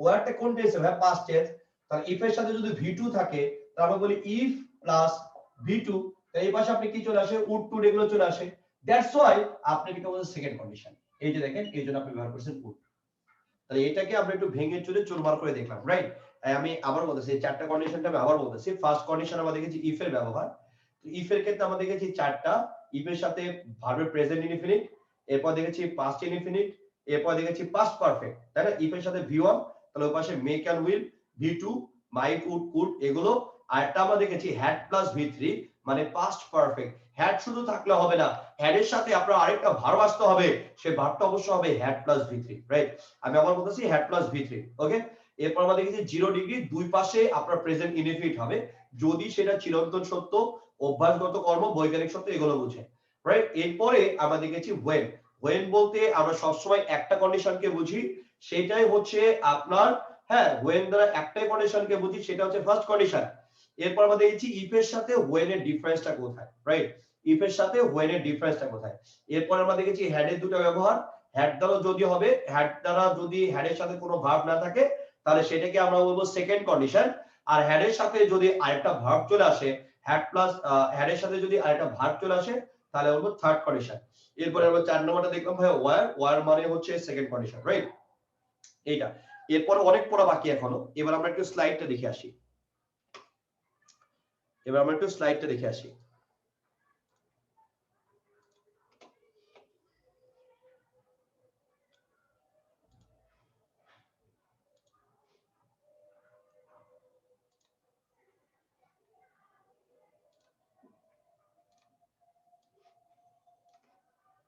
এবার আসেন তাহলে আমরা যেটা বললাম এখানে ওভাবে সুন্দর করে লেখা দেওয়া আছে দেখেন ইফ আনলেস যুক্ত সেন্টেন্সকে আমরা কন্ডিশনাল সেন্টেন্স বলি নরমালি তো কন্ডিশনাল সেন্টেন্সের দুটো পার্ট থাকবে একটা সাবঅর্ডিনেট পার্ট বা ইফ ক্লোজ আর একটা হচ্ছে যেটাতে আপনার শর্তটা দেওয়া থাকবে ঠিক আছে এর শর্তটা দেওয়া থাকবে ওকে আচ্ছা এরপরে জেরিন তাসনিম বলেছে ভাই আমার ইফ আর ওয়েন নিয়ে একটু প্রবলেম আছে, আমি আসতেছি বল, একটু ধৈর্য ধরো। আচ্ছা, এরপরে দেখো যে অন্যটি রেজাল্ট পার্ট বা মেইন ক্লোজ, যাতে ইফ ক্লোজের শর্ত পূরণের ফলাফল আসবে বা ফলাফল উল্লেখ আসবে। তো আমরা এই জন্য বলছি প্রথমটাতে যেটাতে আপনার সাবঅর্ডিনেট ক্লোজ সেটা শর্তযুক্ত অংশ, আর পরে যেটা আছে আমরা যেটা রেজাল্ট পার্ট যেটাকে বলতেছি ফলাফল, শর্তহীন অংশ, ফলাফল অংশ, সেটাতে অবশ্যই আপনার ফলাফলের কথা উল্লেখ থাকবে। ওকে, এবার আসো, এটা আমরা বলি কন্ডিশনাল সেন্টেন্স গুলো মূলত কমপ্লেক্স সেন্টেন্স, রাইট? তাই বাবা বলতেছি কমপ্লেক্স সেন্টেন্স এগুলো, রাইট? এরপরে খেয়াল করেন, তাহলে আমরা যদি দেখেন কন্ডিশনাল সেন্টেন্সকে আমরা দুটো অংশে ভাগ করেছি, একটা ইফ যুক্ত অংশ ক্লোজ যেটাকে আমরা বলি শর্ত যুক্ত অংশ, আর আরেকটা হচ্ছে রেজাল্ট ক্লোজ শর্তহীনটা, সেটাকে আমরা বলতেছি ফলাফল অংশ, রাইট? তাহলে এবার আসেন ইফ ইট রেইনস, এটাকে আমরা বলতেছি শর্ত যুক্ত অংশ, আর রেজাল্ট অংশ আমরা বলতেছি we will play ludo, right? যদি বৃষ্টি আসে তাহলে আমরা কি করব ভাইয়া? আমরা লুডো খেলবো, রাইট? তাহলে এবার আসেন, তাহলে ইফ যুক্ত অংশ এটা শর্ত যুক্ত, তাহলে বৃষ্টি আসলে আপনি কি করবেন? তাহলে আমি বলতেছি ভাই যদি বৃষ্টি আসে, ইফ ইট রেইনস, যদি আপনার বৃষ্টি আসে তাহলে আমরা বলছি উইল প্লে লুডো, আমরা লুডো খেলবো, ঠিক আছে? আমরা কি খেলবো? লুডো খেলবো। এবার আসে, তাহলে কাইন্ডস, কন্ডিশনাল কাইন্ডস মূলত কয়টা? তাহলে আমরা বলছি চারটা। আমরা বলি ফার্স্ট, সেকেন্ড, থার্ড, এবং আরেকটা বলি আমরা zero condition. First, second, third, আরেকটা কি বলি? আমরা বলি এইটা। এবার আসে, আমরা কন্ডিশনাল চিহ্নের উপায় কি? তা আমরা কন্ডিশনাল চিহ্নের উপায় বলেছি ভাইয়া সেন্টেন্সে যদি থাকবে, রাইট? তাহলে বাংলা বাক্যে আপনার একটা যদি কথা আসবে, এই যদিটার ক্ষেত্রে যেগুলো আসবে, ইফ আসবে, ওয়েন আসবে, ওয়ার আসবে, হ্যাড আসবে, আনলেস আমরা এখনো পড়ি নাই, ঠিক আছে? এবার আসে এই যে structure of four types conditionals. Zero degree দেখেন ইফ যোগ প্রেজেন্ট বা প্রেজেন্ট ইনডিফিনিট, রাইট? এরপরে আসবে অবজেক্ট, এরপরে আমরা বলি যে প্রেজেন্ট বা পাস্ট ইনডিফিনিট, ঠিক আছে? আপনার কিন্তু এই পাশে যদি পাস্ট ইনডিফিনিট থাকে তাহলে আপনি ইচ্ছা করলে কিন্তু এই পাশে পাস্ট ইনডিফিনিটটা লিখতে পারবেন, কিন্তু পরীক্ষার খাতায় ওটা লাগবে না, দ্যাটস আমি বোর্ডে আর উল্লেখ করে নেই ওটা, হ্যাঁ? এরপর ফার্স্ট কন্ডিশন আমরা বলেছি যদি প্রেজেন্ট ইনডিফিনিট টেন্সে আসে তাহলে এখানে উইল, মে, ক্যান নিয়ে আসবেন। এরপরে আপনার পাস্ট ইনডিফিনিট টেন্সে সেকেন্ড কন্ডিশনের ক্ষেত্রে আপনি যদি খেয়াল করেন তাহলে এটা পাস্ট ইনডিফিনিট বা ভি2 তে থাকবে, তাহলে এবারে কি আসবে? উড, কুড, মাইট, এগুলো চলে আসবে। এরপরে দেখেন আমরা স্ট্রাকচার দিয়েছি যে ইফ যোগ সাবজেক্ট, ওয়্যার বা হ্যাড, এখানে ঝামেলা হয় এই জন্য লাল কালি দিয়ে দিয়েছি। দেখো আপনি ইফ যুক্ত অংশে মানে কন্ডিশনালে আপনি কখনো ওয়াজ এর ব্যবহারটা করবেন না, আপনি সবসময় ওয়্যার এর ব্যবহার করবেন। আরেক ক্যাটাগরি স্টুডেন্টকে আমরা দেখতে পাই, আরেক ক্যাটাগরি স্টুডেন্টদের আমরা দেখতে পাই তাদের অপেক্ষা মানে এই কন্ডিশনে এসেও তাদের অবস্থা আরো ভয়ানক। হ্যাড দেখে আর চিন্তা করে থার্ড কন্ডিশন, ভাইয়া হ্যাড দেখলে থার্ড কন্ডিশনে যাওয়া যাবে না, হ্যাডের সাথে আর একটা ভার্ব আছে কিনা দেখতে হবে। যদি হ্যাডের পাশে আরেকটা ভার্ব থাকে তাহলে আপনি চিন্তা করবেন এটা থার্ড কন্ডিশন, শুধু হেড আছে তার মানে জীবনেও এটা থার্ড কন্ডিশনে যাবে না, এই জন্য এটা লাল করে দেওয়া আছে, একটু খেয়াল করবেন। ওকে, এবার আসো এই হ্যাডটা দেখো, এই হ্যাডটাও দেখছি সামনে নিয়ে আসছি, হ্যাঁ? হ্যাড যোগ সাবজেক্ট যোগ আদার্স, তাহলে এই পাশে এটা চলে আসবে। এবার আসেন পারফেক্ট টেন্স যদি থাকে ইফ এর সাথে তাহলে আমরা বলবো উড, কুড, মাইট, এরপর হ্যাভ, এরপর আমরা বলবো ভি3। তাহলে এই স্ট্রাকচারটা কেমন? ইফ যোগ সাবজেক্ট যোগ হ্যাড প্লাস ভি3, তাহলে এমন চলে আসবে। তাহলে হ্যাডের ক্ষেত্রে আরেকটা স্ট্রাকচার যদি আমরা খেয়াল করি ভাই কেমন হবে? তাহলে হ্যাডটা প্রথমে চলে আসবে, এরপর সাবজেক্ট আসবে, এরপর আরেকটা ভি3 আসবে, রাইট? এক চার্টের মধ্যে সবগুলো দিয়ে দিচ্ছি তোমাদের জন্য, ঠিক আছে? আশা করি আর কোনো প্রবলেম হবে না, আশা করি মানে কি 100% কোনো প্রবলেম হবে না। এবার আসো জিরো কন্ডিশনটা আমরা কি বললাম? যদি ইফ যুক্ত কমপ্লেক্স সেন্টেন্সের দুটো ক্লোজে প্রেজেন্ট ইনডিফিনিট টেন্স হয় অথবা দুটোই যদি পাস্ট ইনডিফিনিট টেন্স হয় তাহলে সেটাকে আমরা বলবো জিরো কন্ডিশন। এটা অবশ্যই এর বিষয়গুলো সবসময় সত্য হয়ে থাকে, রাইট? তো এটা দেখেন আমরা শুধু ভি1টা পড়েছি কারণ ভি1টাই পরীক্ষা লাগে, ভি2টা আমরা অ্যাডমিশনের ক্ষেত্রে এটা প্রয়োগটা আমরা এখনো পাইনি, ঠিক আছে? যেমন এবার দেখেন water boils if you heat at 100 degree centigrade, এটা আমি পড়াইছি বোর্ডে। পড়াটা দেখেন if I asked her to come with us she always said no, ঠিক আছে? তাহলে আপনি দেখেন এখানে কি, তাহলে সবসময় সত্য কথাটা, যদি আমি তাকে ডাকি সবসময় সে না বলে, তাহলে এবার আসে আস্কড ভি2, তাহলে আপনি এখানে কি বলছেন? এটাও ভি2, তাহলে আপনি দুটাতেও ভি2 করতে পারবেন বা দুটাতেও আপনি ভি1টা করতে পারবেন, ঠিক আছে? এরপর আসে ফার্স্ট কন্ডিশন পড়েছি আমরা ইফ যুক্ত অংশে, দেখেন ইফ সার্ভিসেস আর ইনক্রিজড, ঠিক আছে? তার মানে এটা কি আছে? ভি1, তাহলে আপনি এখানে কি বলবেন? উইল দিয়ে বলবেন taxes will probably go up if a ruby is heated, যদি কোনো রুবিকে হ্যাঁ উত্তপ্ত করা হয়, it will temporary loss its colour, এটা স্বাভাবিকভাবে এটা এর কালার গুলো হারাবে। তাহলে ইজ আছে, তাহলে আপনি কি নিয়ে আসবেন? উইলটা নিয়ে আসবেন। এবার আসেন এই যে সেকেন্ড কন্ডিশন, আমরা সবসময় জানি কন্ডিশন মানে হচ্ছে ওয়ার, সেটা এখানে লিখে দিয়েছি। এরপরে এই যে এগুলো দেওয়া আছে if I were A millionaire, তো ওয়ার মানে কি ভি টু, ভি টু মানে কি এখানে উড আসবে। If I had a camera, লক্ষ্য রাখেন হ্যাড আছে, হ্যাড এর পরে কি একটা ভার্ব আছে, তাই if I had a camera, আমি আবার বলতেছি if I had a camera, তাহলে ভাইয়া হেড এর সাথে কোনো ভার্ব আছে, তাহলে না ভাইয়া হেড এর সাথে কোনো ভার্ব নাই, হ্যাড একা, তার মানে কি সেকেন্ড কন্ডিশন, এই জন্য আপনি উড নিয়ে আসছেন। এবার ইফ আই লিভড, লিভটা কি ভি টু, দ্যাটস ওয়াই আমি এখানে কি নিয়ে আসছি, আই উড বি। ঠিক আছে, আচ্ছা এরপরে খেয়াল করেন থার্ড কন্ডিশন, থার্ড কন্ডিশনটা খেয়াল করেন, this could have worked if I had been মোর কশাস। তাই থার্ড কন্ডিশন আমরা কি বলেছি দেখেন, এখানে কিন্তু সেন্টেন্সের প্যাটার্নটা ব্রেক করেছে, রাইট, এখানে কিন্তু সেন্টেন্সের প্যাটার্নটা ব্রেক করেছে। আমি আবার বলতেছি, এখানে কিন্তু আপনার সেন্টেন্সের যে প্যাটার্নটা সেটা কিন্তু ব্রেক করেছে, রাইট। এটা দিও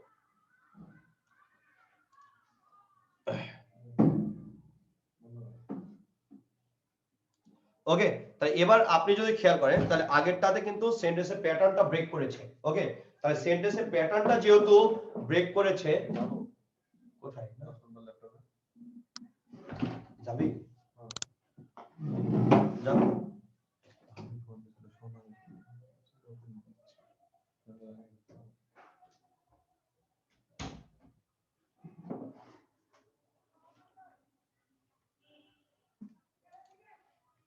ওকে এবার খেয়াল করেন,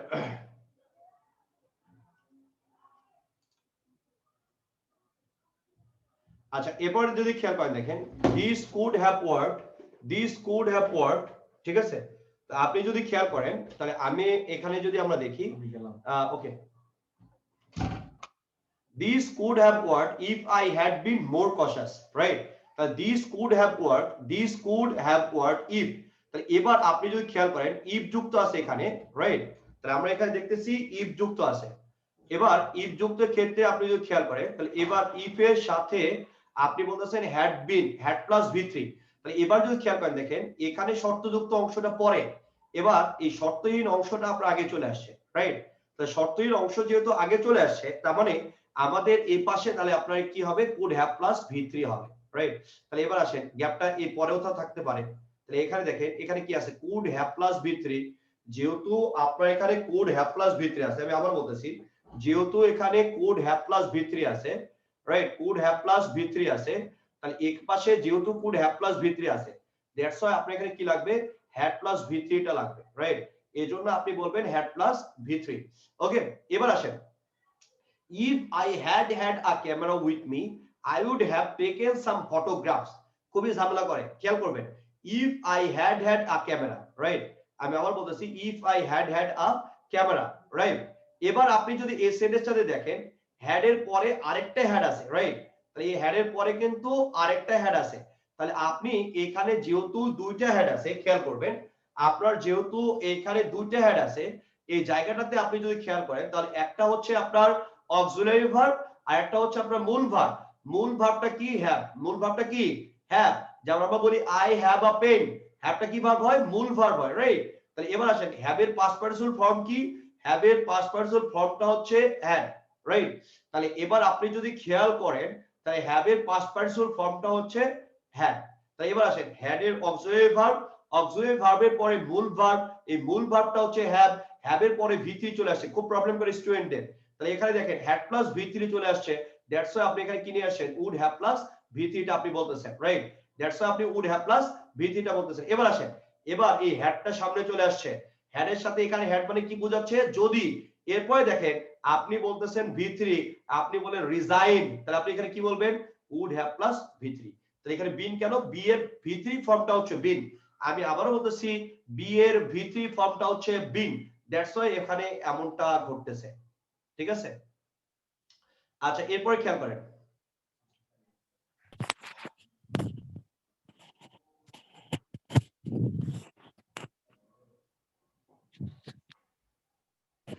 ভাইয়া ওখানে যদি v3 ওই বিন হয় তাহলে ফোর্সড কেন হলো? কোনটা রে, লাস্টেরটা। এই যে দেখো হ্যাভ বিন, এই যে দেখো v3, would have been plus v3, এটা would, এটা have, এটা v3, এটাও v3, প্যাসিভ, বুঝছো? জি ভাইয়া। প্যাসিভ, ঠিক আছে? জি ভাইয়া বুঝছি। আচ্ছা, এরপরে খেয়াল রাখো। ওকে, আচ্ছা এরপরে খেয়াল রাখো যে এরপর দেখো ইফ যুগ সাবজেক্ট যুগ ওয়ার, রাইট? যেমন আমি বলি I were A millionaire, right? যদি আমরা এই অংশ না একটু এক্সেপশনাল, এক্সেপশনালটা কেমন? এক্সেপশনালটা হচ্ছে এরকম, আমরা যদি এটাকে এভাবে সলভ করি, ইফ যুগ সাবজেক্ট যুগ ওয়ার, আমি যদি সাবজেক্ট যুগ ওয়ার এর কথা বলি, তাহলে আমি কিন্তু এটা দুটো ফর্মে উত্তর করতে পারবো। আই উড রিমুভও বলতে পারবো, আবার আই উড হ্যাভ রিমুভডও বলতে পারবো। তার মানে আপনি উড হ্যাভ ভি3 বলতে পারবেন, উড হ্যাভ প্লাস ভি3, আবার উড এর পরে আপনি বেস ফর্মটাও বলতে পারবেন, ঠিক আছে? তাহলে আমি আবারও বলতেছি যে উড হ্যাভ প্লাস ভি3, আমি আবার বলতেছি আই উড হ্যাভ প্লাস ভি3, রাইট? তাহলে এবার আসেন, তাহলে আমি যদি বলি ইফ যোগ সাবজেক্ট যোগ ওয়ার, আমি আবার বলতে ইফ যোগ সাবজেক্ট যোগ ওয়ার আমি যদি বলি, হ্যাঁ, তাহলে ইফ যোগ সাবজেক্ট যোগ ওয়ার আপনি যদি বলেন, তাহলে ওয়ার এর ক্ষেত্রে আপনি দুটোই স্ট্রাকচার চাইলে ফলো করতে পারবেন। এক নাম্বার, যেহেতু এটা ভি2 আছে, দ্যাটস ওয়াই আপনি আপনি উডটা নিলেন, তাহলে উডটা দিয়ে আপনি সেকেন্ড কন্ডিশন আপনি করতে পারবেন। কিন্তু এখানে আপনি যদি থার্ড কন্ডিশনে ফেলও করতে চান তাহলে কোনো ভুল নেই, ঠিক আছে? যদিও এটা রিয়ার, এটা অ্যাডমিশন আমরা পাই না, এটা বিসিএস এ পাই, এটা রিয়ার অ্যাডমিশন জগতে। তারপরে আপনাদের বলে রাখলাম, যেহেতু আমাদের হাতে পর্যাপ্ত সময় আছে, এখন অ্যাডমিশন টেস্টে 2 মাস বাকি, হ্যাঁ, যেহেতু এখনো অ্যাডমিশন টেস্ট আমাদের 2 মাস বাকি, দ্যাটস ওয়াই আমি একটু ডিটেইলস বলে রাখলাম, হ্যাঁ, যেহেতু 2 মাস বাকি আছে এই জন্য এখন ছেড়ে পড়ার কোনো সুযোগ নেই, একটু ভালো মতো পড়বো আমরা ধরে ধরে, ঠিক আছে? তাহলে আমি আবার বলতেছি, ইফ সাথে যদি আপনার সাবজেক্ট এরপরে যদি ওয়্যার থাকে, তাহলে আপনি উড হ্যাভ প্লাস ভি3 বলতে পারবেন, উড এর পরে আপনি বেস ফর্মটাও বলতে পারবেন। তাহলে আপনি এভাবে বলতে পারবেন if I were A millionaire I would have removed the property, অথবা আপনি বলতে পারবেন I would remove property, দুটেই কারেক্ট। ইফ এর ক্ষেত্রে শুধু ইফ এর সাথে যদি ওয়্যার থাকে, তখন ইফ এর সাথে যদি কি থাকে ওয়্যার, আমি আবার বলতেছি ইফ এর সাথে যদি ওয়্যার থাকে, রাইট? আমি আবার বলতেছি ইফ এর সাথে যদি কি থাকে, তাহলে ইফ এর সাথে আপনার যদি ওয়্যার থাকে তাহলে আপনি দুটাই বলতে পারবেন,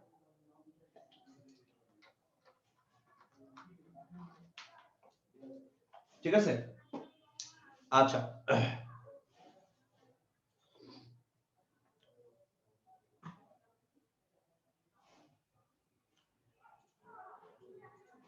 এবার আসেন, এবার আমরা একটু বোর্ডে দেখবো,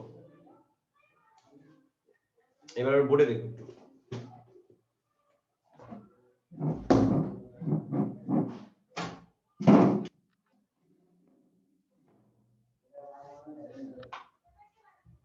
তুষার এখন যাস না, কাজটা শেষ করে।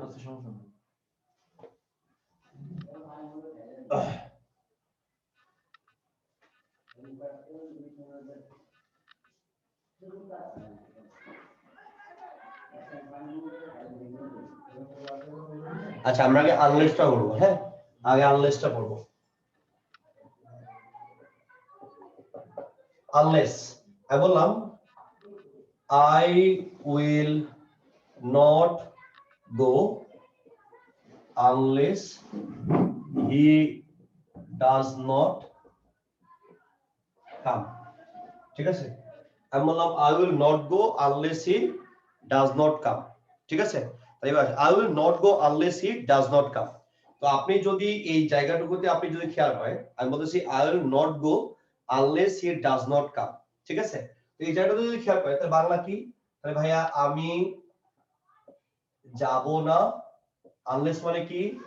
যদি না, he does not come, সে না আসে, তাই তো? আমি যাব না যদি না সে না আসে। এবার আপনি যদি খেয়াল করেন, এখানে খেয়াল করেন, এখানে আমরা দুটা ক্লোজ পাবো, রাইট? আমরা কয়টা ক্লোজ পাবো? আমরা দুটা ক্লোজ পাবো, একটা আপনার প্রিন্সিপাল ক্লোজ পাবেন, আর একটা আমরা পাবো সাবঅর্ডিনেট ক্লোজ। আমি আবার বলি, তাহলে আমরা দুটা ক্লোজ পাবো, একটা হচ্ছে আপনি পাবেন প্রিন্সিপাল ক্লোজ, আর একটা আপনি কি পাবেন? আর একটা আপনি পাবেন সাবঅর্ডিনেট ক্লোজ, রাইট? তাহলে আই উইল নট গো, এটা হচ্ছে আপনার প্রিন্সিপাল ক্লোজ, আর এটা কি সাবঅর্ডিনেট ক্লোজ। আমরা জানি একটা ক্লোজে দুইবার আপনি কোনোভাবে নেগেটিভ করতে পারবেন না, রাইট? তাহলে একটা ক্লোজে আপনি দুইবার কোনোভাবে আপনি নেগেটিভটা করতে পারবেন না, রাইট? তো আপনি যদি এই জায়গাটাতে দেখেন, ওকে, আচ্ছা, আপনি যদি এইভাবে দেখেন, ঠিক আছে, তাহলে আপনি যদি এভাবে চিন্তা করেন, তাহলে আমি বললাম যে আপনি যদি এভাবে চিন্তা করেন, তাহলে একটা ক্লোজে দুইবার যদি নেগেটিভ না করা যায়, ওকে, একটা ক্লোজে দুইবার যদি নেগেটিভ না করা যায়, ক্লোজে বলতে এখানে দেখেন এটা একটা ক্লোজ, আপনি একবার নেগেটিভ করছেন ওকে, বাট এখানে দেখেন এটা একটা না এটা একটা না, দুইবার নেগেটিভ হয়ে গেছে, তার মানে আমার এই সেন্টেন্সটা ভুল হয়ে গেছে, আমি এরকম বলতে পারবো না। তাহলে আমাকে কিভাবে এরকম বলতে হবে? আমি এরকম বলবো I will not go comma unless, তাহলে এবার নেগেটিভ করা যাবে না, একটা নেগেটিভ হয়ে গেছে অলরেডি, রাইট? তাহলে এবার আসেন হি কামস, আপনি এটা বলবেন, এটা কারেক্ট। এবার আসেন, অথবা আপনি এরকম ভাবে বলতে পারেন I will not go if, এটা কমা বসবে না, ক্লোজ মার্কার প্রথমে আছে, if he does not come. আবার আপনি এটা বলতে পারবেন, কারণ এফটা হচ্ছে আপনার অ্যাফার্মেটিভ, একবার অ্যাফার্মেটিভ আর এটা কি নেগেটিভ, একটা ক্লোজকে একবার নেগেটিভ করা যায়, হয় আপনাকে আনলেস বলতে হবে, নয়তোবা আপনাকে এখানে পরে ইফ এর পরেরটা নেগেটিভ করতে হবে। তাহলে আপনি দুটো ওয়ে একটা আপনি করতে পারবেন, রাইট? আপনি দুটো ওয়ে আপনি একটা মাত্র করতে পারবেন। আমি আবার বলতেছি, তাহলে আবার খেয়াল করেন এখানে আমি কি বলতেছি, আমি বললাম আই উইল নট গো, আমি যাব না, if it does not come, সে না আসে, তো এটা হচ্ছে আপনার একবার negative. Unless he comes, unless he comes, তাহলে এবার আসেন এটা নেগেটিভ, আপনি আর পরবর্তী কোনো ক্লোজকে আর নেগেটিভ করতে পারবেন না, আপনি আর পরবর্তী কোনো ক্লোজকে আপনি আর নেগেটিভ করতে পারবেন না, দ্যাটস ওয়াই আপনি এভাবে ব্যবহার করবেন। এবার খেয়াল করেন, আমি আপনাদের বলেছিলাম ভাইয়া ইফ আর আনলেস, আমি আবার বলি ইফ আর আনলেস দুটার ইউজ সেম, দুটার ইউজ কি সেম, আমি আবার বলতেছি ইফ আর আনলেস দুটার ইউজটা হচ্ছে আপনার সেম, ওকে? তাহলে ইফ আর আনলেস এর দুটার ইউজটা হচ্ছে আপনার সেম, তাহলে দুটো ইউজ সেম কেন বলতেছি দেখেন, এখানে আনলেস এর ক্ষেত্রে আপনি যদি চিন্তা করেন তাহলে কামস আছে, রাইট? তাহলে ভি1, তাহলে জানি ইফ যুক্ত অংশে বা ক্লোজ মার্কার শর্তযুক্ত অংশে যদি ভি1 থাকে, তাহলে এই পাশে কি হবে, এই পাশে দেখেন মে ক্যান শ্যাল উইল, এই যে দেখেন মে ক্যান উইল, তাহলে উইল ব্যবহার করেছেন। এবার আসেন দেখেন এটা কি আছে ভাইয়া, ভি1 আছে, ডাজ নট কাম, ভি1 আর প্রেজেন্ট ফর্ম, তাহলে আপনি এবারে সে কি ব্যবহার করতেছেন, এই যে উইল ব্যবহার করছেন, ঠিক আছে? ব্যাপারটাকে বুঝছেন নাকি বুঝেন নাই?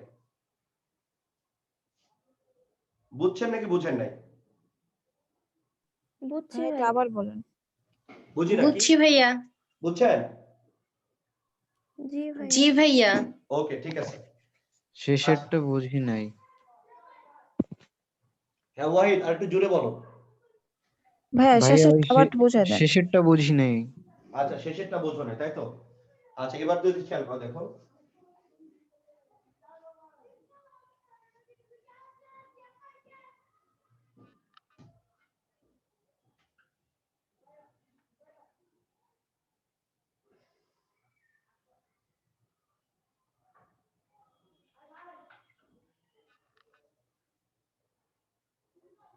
I will not pay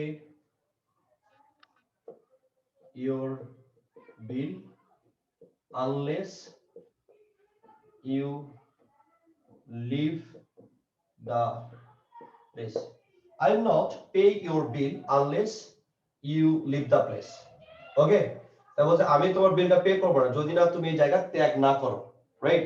এবার আমি বললাম I would not pay your bill unless you left the place, right? এই দুটো সেন্টেন্স একটু ভালো মতো খেয়াল করো, এই দুটো সেন্টেন্স একটু ভালো মতো খেয়াল করো। আমি বললাম I will not pay your bill, তাহলে এবার আসো আনলেসটা কি, ক্লোজ মার্কার, তাহলে এবার আসো ইফ আর আনলেস সেম, শুধু নেগেটিভের পার্থক্য আর কোনো পার্থক্য নাই, চারটা কন্ডিশনে জায়েজ। এবার আসো, তাহলে এবার আসো ইফ এর মানে শর্ত মানে সাবঅর্ডিনেট ক্লজের কিসে আছে, ভি1 এ আছে, রাইট? তো এটা যেহেতু ভি1 আছে, আমি আবার বলতেছি এটা যেহেতু তোমার ভি1 এ আছে, আমরা জানি এটা যদি ভাইয়া ভি1 এ থাকে, আমি আবার বলতেছি এটা যদি ভাইয়া তোমার ভি1 এ থাকে, তাহলে আপনি এখানে কি নিয়ে আসবেন, আপনি এখানে উইল মে ক্যান এগুলো নিয়ে আসবেন না, উইল মে ক্যান আপনি এগুলো নিয়ে আসবেন, রাইট? উইল মে ক্যান আপনি নিয়ে আসবেন। এবার আসেন এখানে ভি2 আছে, ভার্বের পাস্ট ফর্ম, রাইট? তাহলে এবার যদি আপনি খেয়াল করেন তাহলে এখানে ভি2 আছে, তাহলে ভার্বের পাস্ট ফর্ম, তাহলে এবার আসেন তাহলে এই পাশে কি হবে, উড টুড চলে আসবে, পাচ্ছেন? তাহলে I will not pay your bill unless you leave the place. I would not pay your bill unless you leave the place. তো এবার যদি খেয়াল করেন তাহলে if এর মতোই সেম, if এর পরবর্তী অংশ দেখেন V1 আছে। তো যেহেতু এটা V1, তাহলে শর্তযুক্ত অংশ V1, তাহলে শর্তহীন অংশে কি আসবে? will চলে আসবে। শর্তযুক্ত অংশে V1, তাহলে এর পাশে কি আসবে? will চলে আসবে, will make can চলে আসবে। অনুরূপভাবে শর্তযুক্ত অংশে কি আছে? V1, তাহলে will make can চলে আসবে। শর্তযুক্ত অংশে কি আছে? V2 আছে, তাই এখানে কি চলে আসবে? would could might চলে আসবে। এবার কি বোঝা গেছে?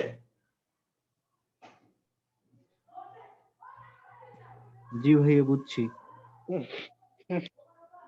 আর একটু জোরে বলো। বুঝছি। ওকে, ঠিক আছে, থ্যাংক ইউ।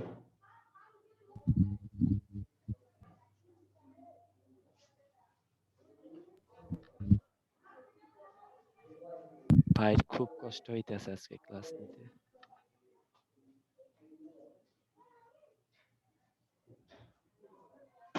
আচ্ছা, এরপর দেখেন, এরপরে আমরা as if as though এর ব্যবহারটা দেখব। as if as though, ঠিক আছে? এবার আমরা as if as though এর ব্যবহারটা দেখব। এবার খেয়াল করেন, আমি বলেছি as if as though এর ক্ষেত্রে একটু খেয়াল রাখবেন যে যদি এ পাশে V1 থাকে তাহলে এ পাশে আসবে V2, এ পাশে যদি V2 থাকে তাহলে এ পাশে আপনি ব্যবহার করবেন had plus V3, ঠিক আছে? তাহলে আবার বলতেছি, এ পাশে যদি আপনি V1 ইউজ করেন তাহলে ও পাশে কি বলবেন? V2। এ পাশে যদি আপনি V2 বলেন তাহলে এ পাশে আপনি কি ব্যবহার করবেন? আপনি had plus V3 টা ব্যবহার করবেন। মনে থাকবে? তাহলে আমি আবার বলতেছি, এ পাশে যদি V1 ব্যবহার করেন তাহলে এ পাশে কি? V2। এ পাশে যদি V2 ব্যবহার করেন এ পাশে আপনি বলবেন had plus V3। আমরা জানি কন্ডিশনাল বলতেই was এর কোনো ব্যবহার নেই। কন্ডিশনাল বলতে আমরা কি বলি? কন্ডিশনাল বলতে আমরা বলি were, মানে এখানে was এর কোনো ব্যবহার নেই। মনে থাকবে? তাহলে কন্ডিশনাল বলতে আমরা কি বুঝি? কন্ডিশনাল বলতে আমরা বুঝি যে was এর কোনো ব্যবহার নেই, শুধু were, রাইট? তাহলে আমরা কন্ডিশনাল বলতে আমরা কখনোই আমরা was এর ব্যবহার পাই না, সবসময় হচ্ছে were এর ব্যবহার, রাইট? এই জিনিসটা একটু মনে রাখতে হবে। এবার আসো, আমি বললাম he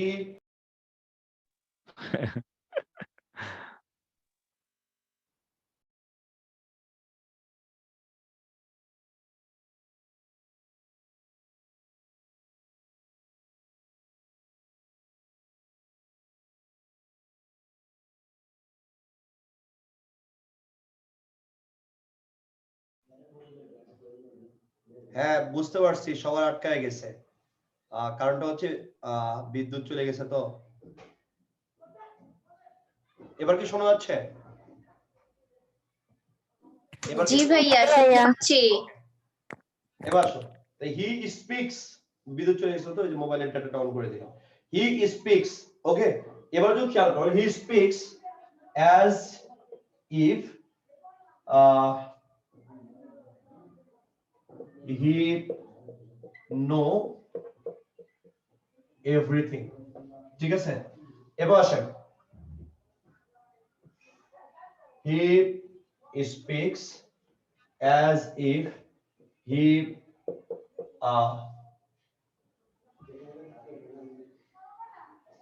mad,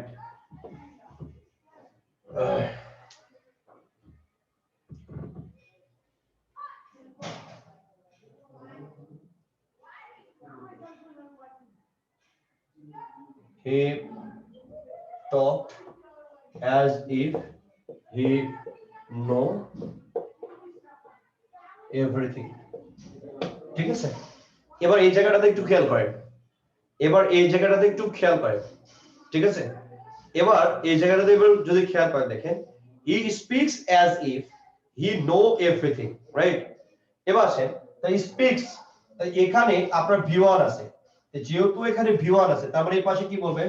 আপনি V2 বলবেন, তাই নো থেকে আপনি বলবেন নিউ, ঠিক আছে? এবার আসেন, হি স্পিক্স, তাই এবার কি আছে? V1, যেহেতু এই পাশে V1 আছে তারপরে আপনি এই পাশে কি বলবেন? V2। তাই V2 বললে হি ওয়াজ বলবেন নাকি ওয়ার বলবেন? আমরা বলবো ভাইয়া কন্ডিশনাল মানে হচ্ছে ওয়ার, যেখানে ওয়াজ এর কোনো ব্যবহার নেই, রাইট? কন্ডিশনাল বলতে আমরা বুঝি যেখানে ওয়ার এর কোনো ওয়াজ এর কোনো ব্যবহার নেই। কন্ডিশন মানে হচ্ছে ওয়ার, এই জন্য আমরা বলবো হি ওয়ার আ মর্টেন।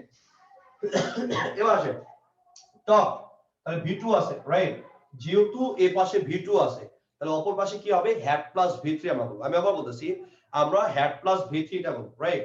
তাহলে এবার আসে হি টকড অ্যাজ ইফ, এবার যদি আপনি খেয়াল করেন এটা কি আছে V2, যেহেতু এটা V2 আছে তাহলে ওর পাশে কি হবে হ্যাড প্লাস V3 হবে, তাহলে আপনি বলবেন হি হ্যাড নন হ্যাড প্লাস V3, বোঝা গেছে? তাহলে আপনি এবার খেয়াল করেন he speaks as if he know, তাহলে এখানে অ্যাজ ইফ এর আগের অংশ যদি আপনি খেয়াল করেন অ্যাজ ইফ এর অংশ আছে আগে আছে V1, তাহলে যেহেতু V1 আছে পরবর্তীতে কি হবে V2, এটা আপনি বলেন new.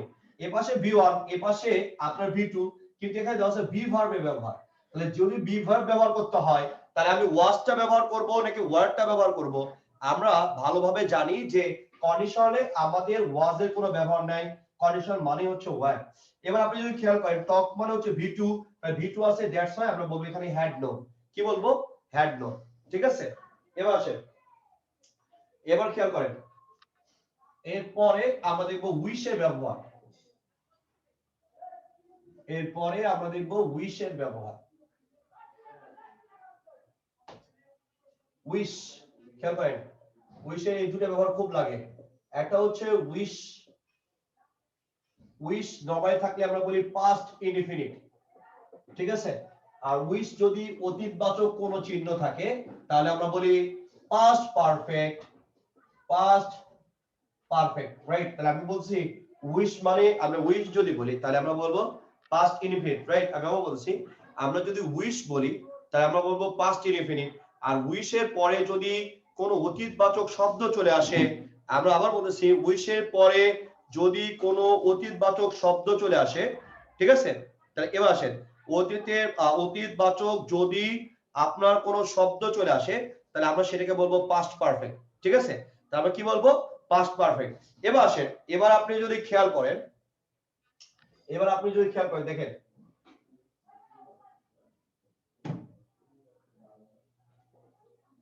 I wish I were a bird, তাই না? আর এটা বলি I wish I had been PM of Bangladesh in my childhood, ঠিক আছে? এবার আপনি যদি খেয়াল করেন তাই বললাম I wish I were a bird, তাহলে আপনার নরমালি এখানে কোনো অতীতবাচক শব্দ নাই, তাহলে আপনি কি বলবেন পাস্ট টেন্সে নিয়ে যাবেন I were। আপনার যদি অতীতবাচক শব্দ চলে আসে তাহলে আপনি কি বলবেন এই যে দেখেন in my childhood অতীতবাচক শব্দ রাইট। আমি আবার বলতেছি in my childhood, আমি আবার বলতেছি in my childhood, তারপরে চাইল্ডহুডটা হচ্ছে আপনার অতীতবাচক শব্দ, যেহেতু আপনি অতীতবাচক শব্দের কথা বলতেছেন আমি আবার বলতেছি যেহেতু আপনি অতীতবাচক শব্দের কথা আপনি বলতেছেন, ঠিক আছে? যেহেতু আপনি অতীতবাচক শব্দের কথা বলতেছেন আর যখনই অতীতবাচক শব্দ চলে আসবে তাহলে আপনি এখানে বলবেন পাস্ট পারফেক্ট, আপনি বলবেন হ্যাড বিন রাইট। আপনি কি বলবেন আপনি বলবেন হ্যাড বিন, ঠিক আছে? তাহলে উইশ থাকলে আপনি বলবেন ওয়্যার, আর উইশের সাথে আপনার যদি অতীতবাচক শব্দ চলে আসে রাইট, আপনার যদি অতীতবাচক শব্দ চলে আসে তাহলে আপনি বলবেন পাস্ট পারফেক্ট। স্ক্রিনের দিকে একটু খেয়াল করেন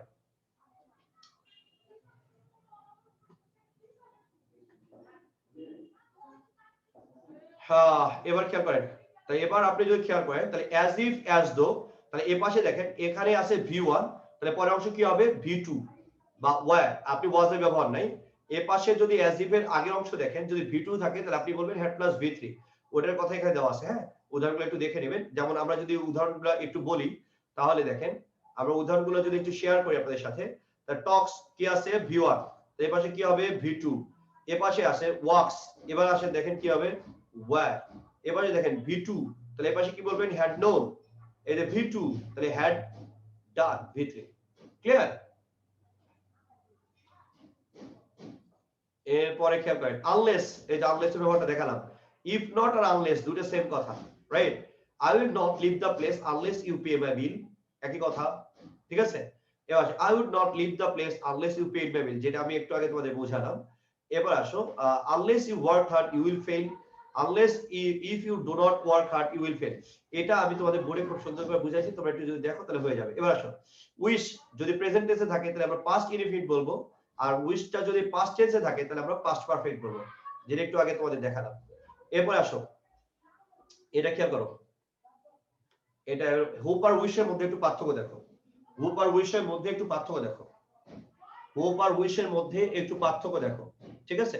খেয়াল করো, আমি বলছি যদি হোপটা তোমার পাস্ট টেন্সে চলে আসে তাহলে তুমি বলবা simple past, past indefinite. I hope he found the restaurant, right? তো এবার আসে, তার মানে এটা আমরা বলতেছি নরমালি আমি আশা করেছি সে হচ্ছে রেস্টুরেন্টে সে খুঁজে পেয়েছিল। এটা আপনি যদি পাস্ট টেন্সে আপনি যদি হোপটাকে ব্যবহার করেন তাহলে আপনি বলেন সিম্পল পাস্ট। এবার আসেন, হোপের সাথে যদি আপনি প্রেজেন্ট টেন্সে বলেন তাহলে দুটোই আপনার প্রেজেন্ট টেন্স হবে, আই হোপ, হ্যাঁ, হি ইজ অলরাইট। এবার আসেন, হোপটা যদি আপনি ফিউচারে ব্যবহার করতে পারেন তাহলে আপনি প্রেজেন্ট টেন্সে বলবেন, I hope he has a good time in Florida in next month. The next month আছে, রাইট? তার মানে এটা ফিউচারে কথা বলতেছে, যেহেতু এটা ফিউচারে কথা বলতেছে দ্যাটস ওয়াই আপনি বলতেছেন প্রেজেন্ট টেন্সে, okay, he has a good time. তাহলে আপনি শুধুমাত্র পাস্ট টেন্সে কখন বলতেছেন? এই দুটোই আপনার হচ্ছে প্রেজেন্ট টেন্সে। শুধু যদি হোপটা আপনি অতীতের কোনো কাজে ব্যবহার করেন তাহলে তাহলে আপনি পাস্ট টেন্সে যাবে। উইশের ক্ষেত্রে আমরা স্ক্রিনে দেখে আসছি হচ্ছে দুইটা, এবার আমরা দেখতেছি তিনটা। সেটা কি? আমরা বোর্ডে দেখেছিলাম দুইটা, দুইটা মূলত পরীক্ষায় পড়ে। উইশটা যদি আপনার পাস্ট টেন্স বোঝায়, যেমন I wish I had passed in last exam, তাহলে অতীত। তাহলে আপনি এখানে বলতেছেন আই হ্যাড পাসড। আপনি কি বলেছেন? I had passed. এবার আসুন, উইশটা যদি প্রেজেন্ট টেন্সে আপনি নরমালি ব্যবহার করেন তাহলে আপনি পাস্ট ইনডিফিনিট টেন্স বলবেন, I wish I had $1 million। এবার আসুন, উইশটা যদি আপনি ফিউচারে ব্যবহার করেন তাহলে অবশ্যই উড বা কুড নিয়ে আসতে হবে। তাই আমি বললাম আই উইশ করিম, হ্যাঁ, I wish that Karim would do more to help the poor, right? তো এই তিনটা আপনি স্ট্রাকচারটা সুন্দরভাবে একটু পড়বেন, এই তিনটে স্ট্রাকচারটা আপনি একটু সুন্দরভাবে পড়বেন। তাই আমি আবার বলছি, উইশের ক্ষেত্রে যদি অতীতবাচক বোঝায় তাহলে আপনি বলবেন পাস্ট পারফেক্ট, আর উইশের সাথে আপনি যদি প্রেজেন্ট টেন্সটা ব্যবহার করেন তাহলে আপনি বলবেন পাস্ট ইনডিফিনিট। হ্যাঁ, আপনি উইশটা যদি অতীতে ব্যবহার হয় তাহলে পাস্ট পারফেক্ট, উইশটা যদি প্রেজেন্টে ব্যবহার হয় তাহলে পাস্ট ইনডিফিনিট, উইশের সাথে আপনি যদি ফিউচার ব্যবহার করেন তাহলে উড কুড ব্যবহার করবেন আপনি, ঠিক আছে? এবার আসেন, এবার আর একটু বাকি আছে আমাদের। এবার আসেন, ইন কেস মানে হচ্ছে যদি, ঘটনাচক্রে বা পাসে, রাইট? ইন কেস বাক্যে ভবিষ্যতে যদি অর্থে সতর্কতা বোঝায়, ঠিক আছে? আর যদি শর্ত বোঝায় তাহলে ইফ বসে, আর শর্ত না বোঝালে ইন কেস বসে। আমি আবার বলতেছি, যারা বলি না এই ইয়ার বাইরে ছাতা নিয়ে যাও, ইন কেস বৃষ্টি আসতে পারে। তাই ছাতা নিয়ে যাবেন কেন? বৃষ্টি আসতে পারে, বৃষ্টি আসতেও পারে নাও পারে, তার মানে কি? এটা সতর্কতা, ঠিক আছে? এটা সতর্কতা। তাহলে আমরা সতর্কতা অর্থে ভবিষ্যতের যদি মানে সতর্কতা বুঝায়, হ্যাঁ, তাহলে ওই ক্ষেত্রে আমরা ইন কেসটা ব্যবহার করি। শর্ত বুঝালে ইফ, আর শর্ত না বুঝালে ইন কেস বসে। যেমন তুমি যদি give her a telephone number to ring in case she gets lost, হ্যাঁ, তাই একটা টেলিফোন নাম্বার দাও, হ্যাঁ, কল করার জন্য যদি সে ভুলে যায়। You should insure your biker in case it is stolen. আমরা এইগুলো কথা বলি, আমরা বলি যে বাসায় তালা দিবেন ইন কেস চুরি হতে পারে, ঘটনাচক্রে চুরি হতে পারে, পার্সেল চুরি হতে পারে, হ্যাঁ, আপনি আপনি বলেন ইন কেস, হ্যাঁ, সম্ভাবনা, চুরি হতেও পারে নাও পারে। তাই ওইগুলো সম্ভাবনার ক্ষেত্রে আপনি সতর্কতা অর্থে, সম্ভাবনার ক্ষেত্রে সতর্কতার অর্থে আপনি ইন কেসটা ব্যবহার করবেন, ঠিক আছে? আচ্ছা, এরপরে আসেন, ইন কেস আর ইন কেস অফ, এটা একটু পার্থক্য আপনাদের ভালোভাবে জানতে হবে। এবার যদি লক্ষ্য রাখেন, ইন কেস ওটা হচ্ছে ক্লোজ মার্কার, এটা মানে হচ্ছে সম্ভাবনা, এরপরে আপনাকে ক্লোজটা বসাইতে হবে, মানে সাবজেক্টের ফাইনাইট ভার্বটা বসাবেন, ওকে? ইন কেস অফ, এবার আসে ইন কেসে অফ এর পরে কি আছে? প্রিপোজিশন অফ আছে, যেহেতু অফ আছে তার মানে এটা প্রিপোজিশন, প্রিপোজিশনের পরে ফ্রেজ বা ওয়ার্ড বসবে, এই জিনিসটা একটু মনে রাখতে হবে। ইন কেস আর ইন কেস অফ এর মধ্যে ডিফারেন্সটা আপনাদের মনে রাখতে হবে। তাহলে ইন কেসটা কি ভাই? ক্লোজ মার্কার, ক্লোজ মার্কার পরে কি বলবে? সাবজেক্টের ফাইনাইট ভার্ব, রাইট? এবার আসেন, ইন কেস অফ আপনি যদি বলেন, ঠিক আছে, তাহলে আপনি কি বলবেন? তাহলে আমরা ফ্রেজ বা ওয়ার্ড বলবো। এবার আসেন, I took biology in case বা ইন কেস অফ ম্যাথমেটিক্স, তাহলে ভাই পরে কি আছে? পরে একটা ওয়ার্ড, নাউন বা প্রোনাউন আছে, তাইলে আপনি ইন কেস নেবেন না ইন কেস অফ নেবেন? তাহলে আপনি অবশ্যই ইন কেস অফটা নেবেন, কারণ ইন কেস অফটা হচ্ছে প্রিপোজিশন, প্রিপোজিশনের পরে আপনার নাউন বা প্রোনাউন বসে, ঠিক আছে?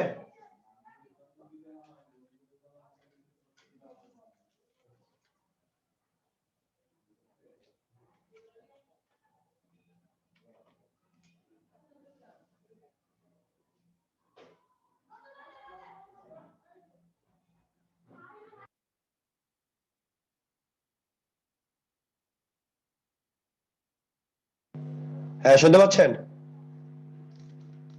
শুনতে পাচ্ছি কিন্তু আপনাকে দেখতে পাচ্ছি না। দেখা লাগবে না, এটা দাঁড়াইলে আবার এই যে হেডফোনটা কানেক্ট হবে না, এই জন্য হেডফোন লাগাইছি তো কানে।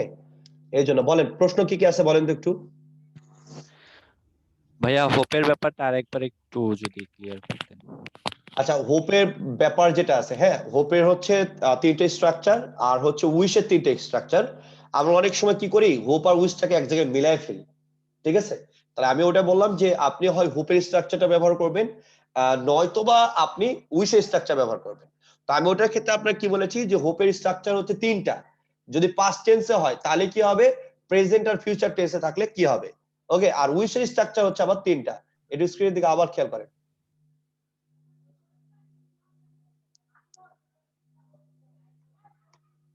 এই যে হোপের হচ্ছে তিনটা স্ট্রাকচার, হোপটাও যদি পাস্ট টেন্সে থাকে তাহলে আমরা এখানে বলবো সিম্পল পাস্ট, আর এখানে আপনি দেখেন উইশটা যদি পাস্ট টেন্সে থাকে তাহলে আমরা বলবো পাস্ট পারফেক্ট। হোপটা যদি প্রেজেন্টে থাকে আপনি প্রেজেন্টই বলবেন, উইশটা যদি প্রেজেন্টে থাকে আপনি বলবেন পাস্ট ইনডিফিনিট, ঠিক আছে? এবার আসেন, হোপটা যদি ফিউচারে থাকে আমরা বলি প্রেজেন্ট টেন্স, আর উইশটা যদি ফিউচারে থাকে তাহলে আমরা বলি উড কুড। বোঝা গেছে? এইটা হচ্ছে টেবিল, এটা হচ্ছে ডিফারেন্সের টেবিল। ব্যাপারটা বুঝছো? আবিদ বুঝছো? জি ভাইয়া। আচ্ছা, আর কারো কোনো প্রবলেম? ভাইয়া ওই যে ভাইয়া ইফ আর হোয়েন এর যে আচ্ছা, ইফ আর ডিফারেন্সটা হোয়েন এর ছিল। মধ্যে বেসিক ডিফারেন্সটা কোথায়? আমি বলছি হোয়েন বলতে আমরা সব সময় সময়কে বুঝি, ঠিক আছে? তাই আমি আবার বলতেছি, আমরা ইফটা বলতে মানে অল্টারনেটিভ বুঝি, এইটা নাকি ওইটা, কিন্তু হোয়েন দ্বারা আমরা ওইটা নাকি ওইটা বুঝি না, আমরা হোয়েন বলতে সময়কে বুঝি। যতগুলা আমরা দেখতেছি হোয়েন মানে সময়। আমি বলছি when you finish your homework, আপনি যখন আপনার হোমওয়ার্কটা শেষ করবেন, আমি বললাম ইউ ক্যান গো হোম, আপনি বাড়ি যেতে পারেন। তাহলে শেষ হলে আপনি বাড়ি চলে যাবেন, তাহলে শেষ হয়েছে ধরেন 10টায়, আপনি 10টায় একে বাড়ি চলে যাবেন, এটা হোয়েন। এবার আসেন, আর যখন ইফ এর কথা বলবে, ইফ দ্বারা Yes, বোঝাবেন sir. দুটার মধ্যে একটা। আপনি বললেন if you finish your homework, আপনি যদি আপনার হোমওয়ার্কটা শেষ করেন তাহলে আমি বললাম ইউ ক্যান গো হোম, আপনি বাড়ি যেতে পারেন। আবার আমি বললাম I will give you more homework, আমি তোমাকে আরো হোমওয়ার্ক দিব। তাহলে একটা বললো তুমি বাড়ি যাও, আর একটা বললো যাও না, তাহলে দুটার মধ্যে একটা, তার মানে অল্টারনেটিভ। পৃথিবীতে যত ক্ষেত্রে আমরা ইফটা ব্যবহার করি, ইফ মানে আমরা বলি ইফ মানে হচ্ছে অল্টারনেটিভ। বোঝা গেছে এবার? বুঝছো? জি ভাইয়া, জি ভাইয়া, জি ভাইয়া। আর কোনো প্রবলেম? ভাইয়া ইনটেস্টটা বুঝি নাই। আচ্ছা, ইন কেস মানে কি? ইন কেস মানে কি আগে এটা বোঝা লাগবে, ঠিক আছে? তাই ইন কেস মানে কি? ইন কেস মানে হচ্ছে ইন কেস মানে হচ্ছে সম্ভাবনা, আর ইফ মানে হচ্ছে শর্ত, ঠিক আছে? তাই ইফ আর ইন কেস এর মধ্যে ডিফারেন্স কি আমি আবার বলতেছি, ইন কেস মানে হচ্ছে সম্ভাবনা, শর্ত বুঝাবে না, সম্ভাবনা বুঝাবে, সতর্কতা অর্থে, ঠিক আছে? তাহলে এবার আমি বাংলা বলি কতগুলো তোমাকে, আমি বললাম এই বাইরে বৃষ্টি হতে পারে, হ্যাঁ ছাতাটা নিয়ে যাস, আমি বললাম এই ঘুরে বললাম ছাতাটা নিয়ে যাও, ইন কেস বৃষ্টি হতে পারে। এই তুমি কি শিওর বৃষ্টি হবে? না ভাইয়া শিওর না, বৃষ্টি হতেও পারে নাও পারে। আই ওয়াই দাগ দিস না, বৃষ্টি হতেও পারে, বৃষ্টি নাও হতে পারে। বোঝা গেছে? তাহলে বৃষ্টি হতেও পারে, বৃষ্টি নাও হতে পারে। তার মানে আপনি ছাতা নিয়ে যাচ্ছেন কেন? আপনি ছাতা নিয়ে যাচ্ছেন সতর্কতার জন্য, বৃষ্টি আসলে তো আপনার গা ভিজে যাবে। তাহলে ইফ মানে হচ্ছে কন্ডিশন, শর্ত, বাট ইন কেস মানে শর্ত না, ইন কেস মানে হচ্ছে সম্ভাবনা, হতেও পারে নাও পারে। এটা আমরা সতর্কার্থে, যে জায়গায় সতর্কতা নেওয়া প্রয়োজন, ওই সতর্কতা নেওয়ার জন্য আমরা ইন কেস ব্যবহার করি।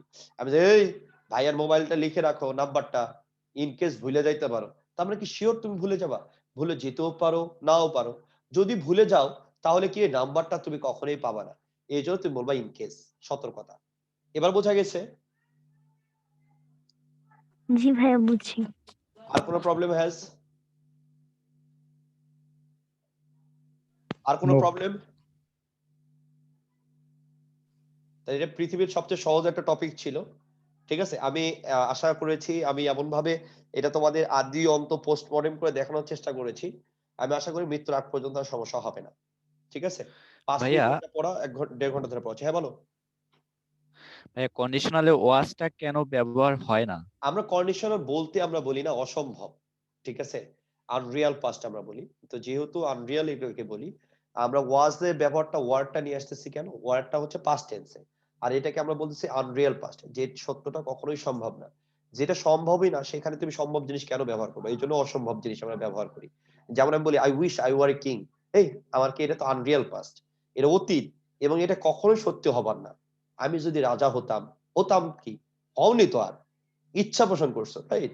তাহলে হতেও পারে, মানে এটা ইচ্ছা এবং এটা অসম্ভব, রাইট? আনরিয়াল, অবাস্তব ইচ্ছা, অবাস্তবতী। তো যে জিনিসটা অবাস্তব সেখানে বাস্তবতা মিলাই না আমরা, এই না মিলানোর জন্য আমরা ওয়ার্ডটা ব্যবহার করি। বুঝেছো? জি ভাইয়া, থ্যাংক আর ইউ। কোনো প্রশ্ন? আর কোনো প্রশ্ন? এই তোমাদের পরীক্ষা হয়নি কয়টা? 2টা না? পরীক্ষা হয়নি কয়টা? আবিদ, ওয়াহিদ, কয়টা পরীক্ষা হয়নি রে? আরিফ, কয়টা পরীক্ষা হয় নাই? 2টা ভাইয়া, ক্লোজ আর ফেজের পরীক্ষা হয়নি, ড্যাংলি মডিফায়ার। ড্যাংলিং মডিফায়ার, তাহলে সামনের দিন হচ্ছে পরীক্ষা হবে। হ্যাঁ, সামনের দিন ক্লোজ, ফ্রেজ আর ড্যাংলিং মডিফায়ার এগুলোর উপরে পরীক্ষা হবে, ঠিক আছে? আর এটিএম এর উপর পরীক্ষা হবে। এটিএম কয়টা বাকি আছে? এটিএম 3টা বাকি আছে, 22, 23, 24। তাহলে এই সামনের দিন 21 শেষ হয়ে যাচ্ছে, তাই তো? হয়েছে। এটিএম, জি ভাইয়া। যাক আলহামদুলিল্লাহ, এটিএম শেষ হওয়াটা আমাদের কাছে খুবই গুরুত্বপূর্ণ ব্যাপার ছিল। একসাথে 3টা থাকবে। হ্যাঁ হ্যাঁ ভাইয়া হ্যাঁ, এটিএম কি একসাথে 3টে থাকবে 3টা। একসাথে? হ্যাঁ হ্যাঁ হ্যাঁ, তাহলে সামনের দিন এটা হচ্ছে 3টার উপরে পরীক্ষা, আর একটা হচ্ছে ক্লোজার ফ্রেজের উপরে পরীক্ষা। এটা থাকবে সামনের দিন 2টা পরীক্ষা। যেহেতু আমার একটু ব্যক্তিগত এই যে বেশি ঝামেলা পড়ে গেলাম আমি ল্যাপটপটার কারণে, এছাড়া আমার তো ল্যাপটপের সব ডকুমেন্ট, এই জন্য আমি পরীক্ষা নিতে পারলাম না আজকে। তো ডকুমেন্ট গুলোর কারণে আমার খুব ঝামেলার মধ্যে পড়ে আছি সারা 2 দিন ধরে, আমি 3 দিন ধরে আসলে খুবই ঝামেলার মধ্যে, ঠিক আছে? তো আশা করি সামনের দিন থেকে আমরা, আজকে সন্ধ্যার মধ্যে সবকিছু রেডি হওয়ার কথা, যদি ইনশাল্লাহ সন্ধ্যার মধ্যে রেডি হয়ে যায় তাহলে তো আমরা পুরো দমে নতুন উদ্যমে নেমে যেতে পারবো। আর আল্লাহর কাছে শুকরিয়া যে তোমাদের একটু বেশি সময় দিতে পারবো এবার আশা করি, যেহেতু মার্চের শুরুতে না, তো সুতরাং আমাদের গ্রামার গুলো তো ধরো কঠিন সবগুলো আমরা মোটামুটি কভার করে ফেলেছি, রাইট? এখন যেটা আছে সেগুলো খুবই হালকা হালকা, আমরা সামনের দিন থেকে আরেকটু ভালো হয়ে পড়লে আমরা রিভিশনে যেতে পারবো খুব দ্রুত, ঠিক আছে? রিভিশন। ভাইয়া এটিএম 3টা একটু বেশি হয়ে যায় না চাপ? সোনা ময়না পাখি, আমরা তো এটিএমটা আগের পড়া ছিল রে, 2টা পরীক্ষা তো হয়ে যাওয়ার কথা ছিল, তো তুমি 2টা পড়োনি কেন বলো ময়না পাখি? ভুলে পড়ি নেই ভাইয়া। ঠিক আছে, সামনের দিন বুধবারে খেলা হবে, ঠিক আছে? ভাইয়া ফ্রেজের সিলেবাসটাও তো অনেক বড়। হ্যাঁ, সব মিলে তো পরীক্ষা না, আমরা তো পরীক্ষা ওই চ্যাপ্টারটা নেওয়া হয়। দুইটা দেন ভাইয়া, 2টা দিলে আমার মনে ভাই হয় আপনি একটু নিষ্ঠুর কেন ভাই? ভাইয়া আমি তোমাদের পিছনে পরীক্ষা নিতে পারিনি, আমি টেনশন, এইটার কারণে আমার মন খারাপ। আমার মনে হচ্ছে ভাই, যে আমি 2টা তোমাদের দিলে মনে হয় ভালো ফাঁকি হয়। দিয়ে দিচ্ছি, আমার ভালো লাগতেছে না এই জন্য। আমি আশাবাদী আমি পরীক্ষা না নিলে আজ শান্তি পাবো না, ঠিক আছে? আজকে দেওয়ানবাগি মারা গেছে এই জন্য মন খারাপ ভাই? হ্যাঁ ভাইয়া, এবার তুমি একটা গুরুত্বপূর্ণ কথা বলেছো, দেওয়ানবাগের তো বাচ্চা হইতেছে, মারা গেছে, তোমরা জানো না? ওকে, আল্লাহ হাফেজ। নাউজুবিল্লাহ। ওনার পেট দেখেছিস এটা? তোর মতো 3-4 ওর পেটের মধ্যে ঢুকে থাকবে দেওয়ানবাগের। ওকে, আল্লাহ তারপর হাফেজ। শামীম ওসমান যা বললো ভাই। কি বলছে রে?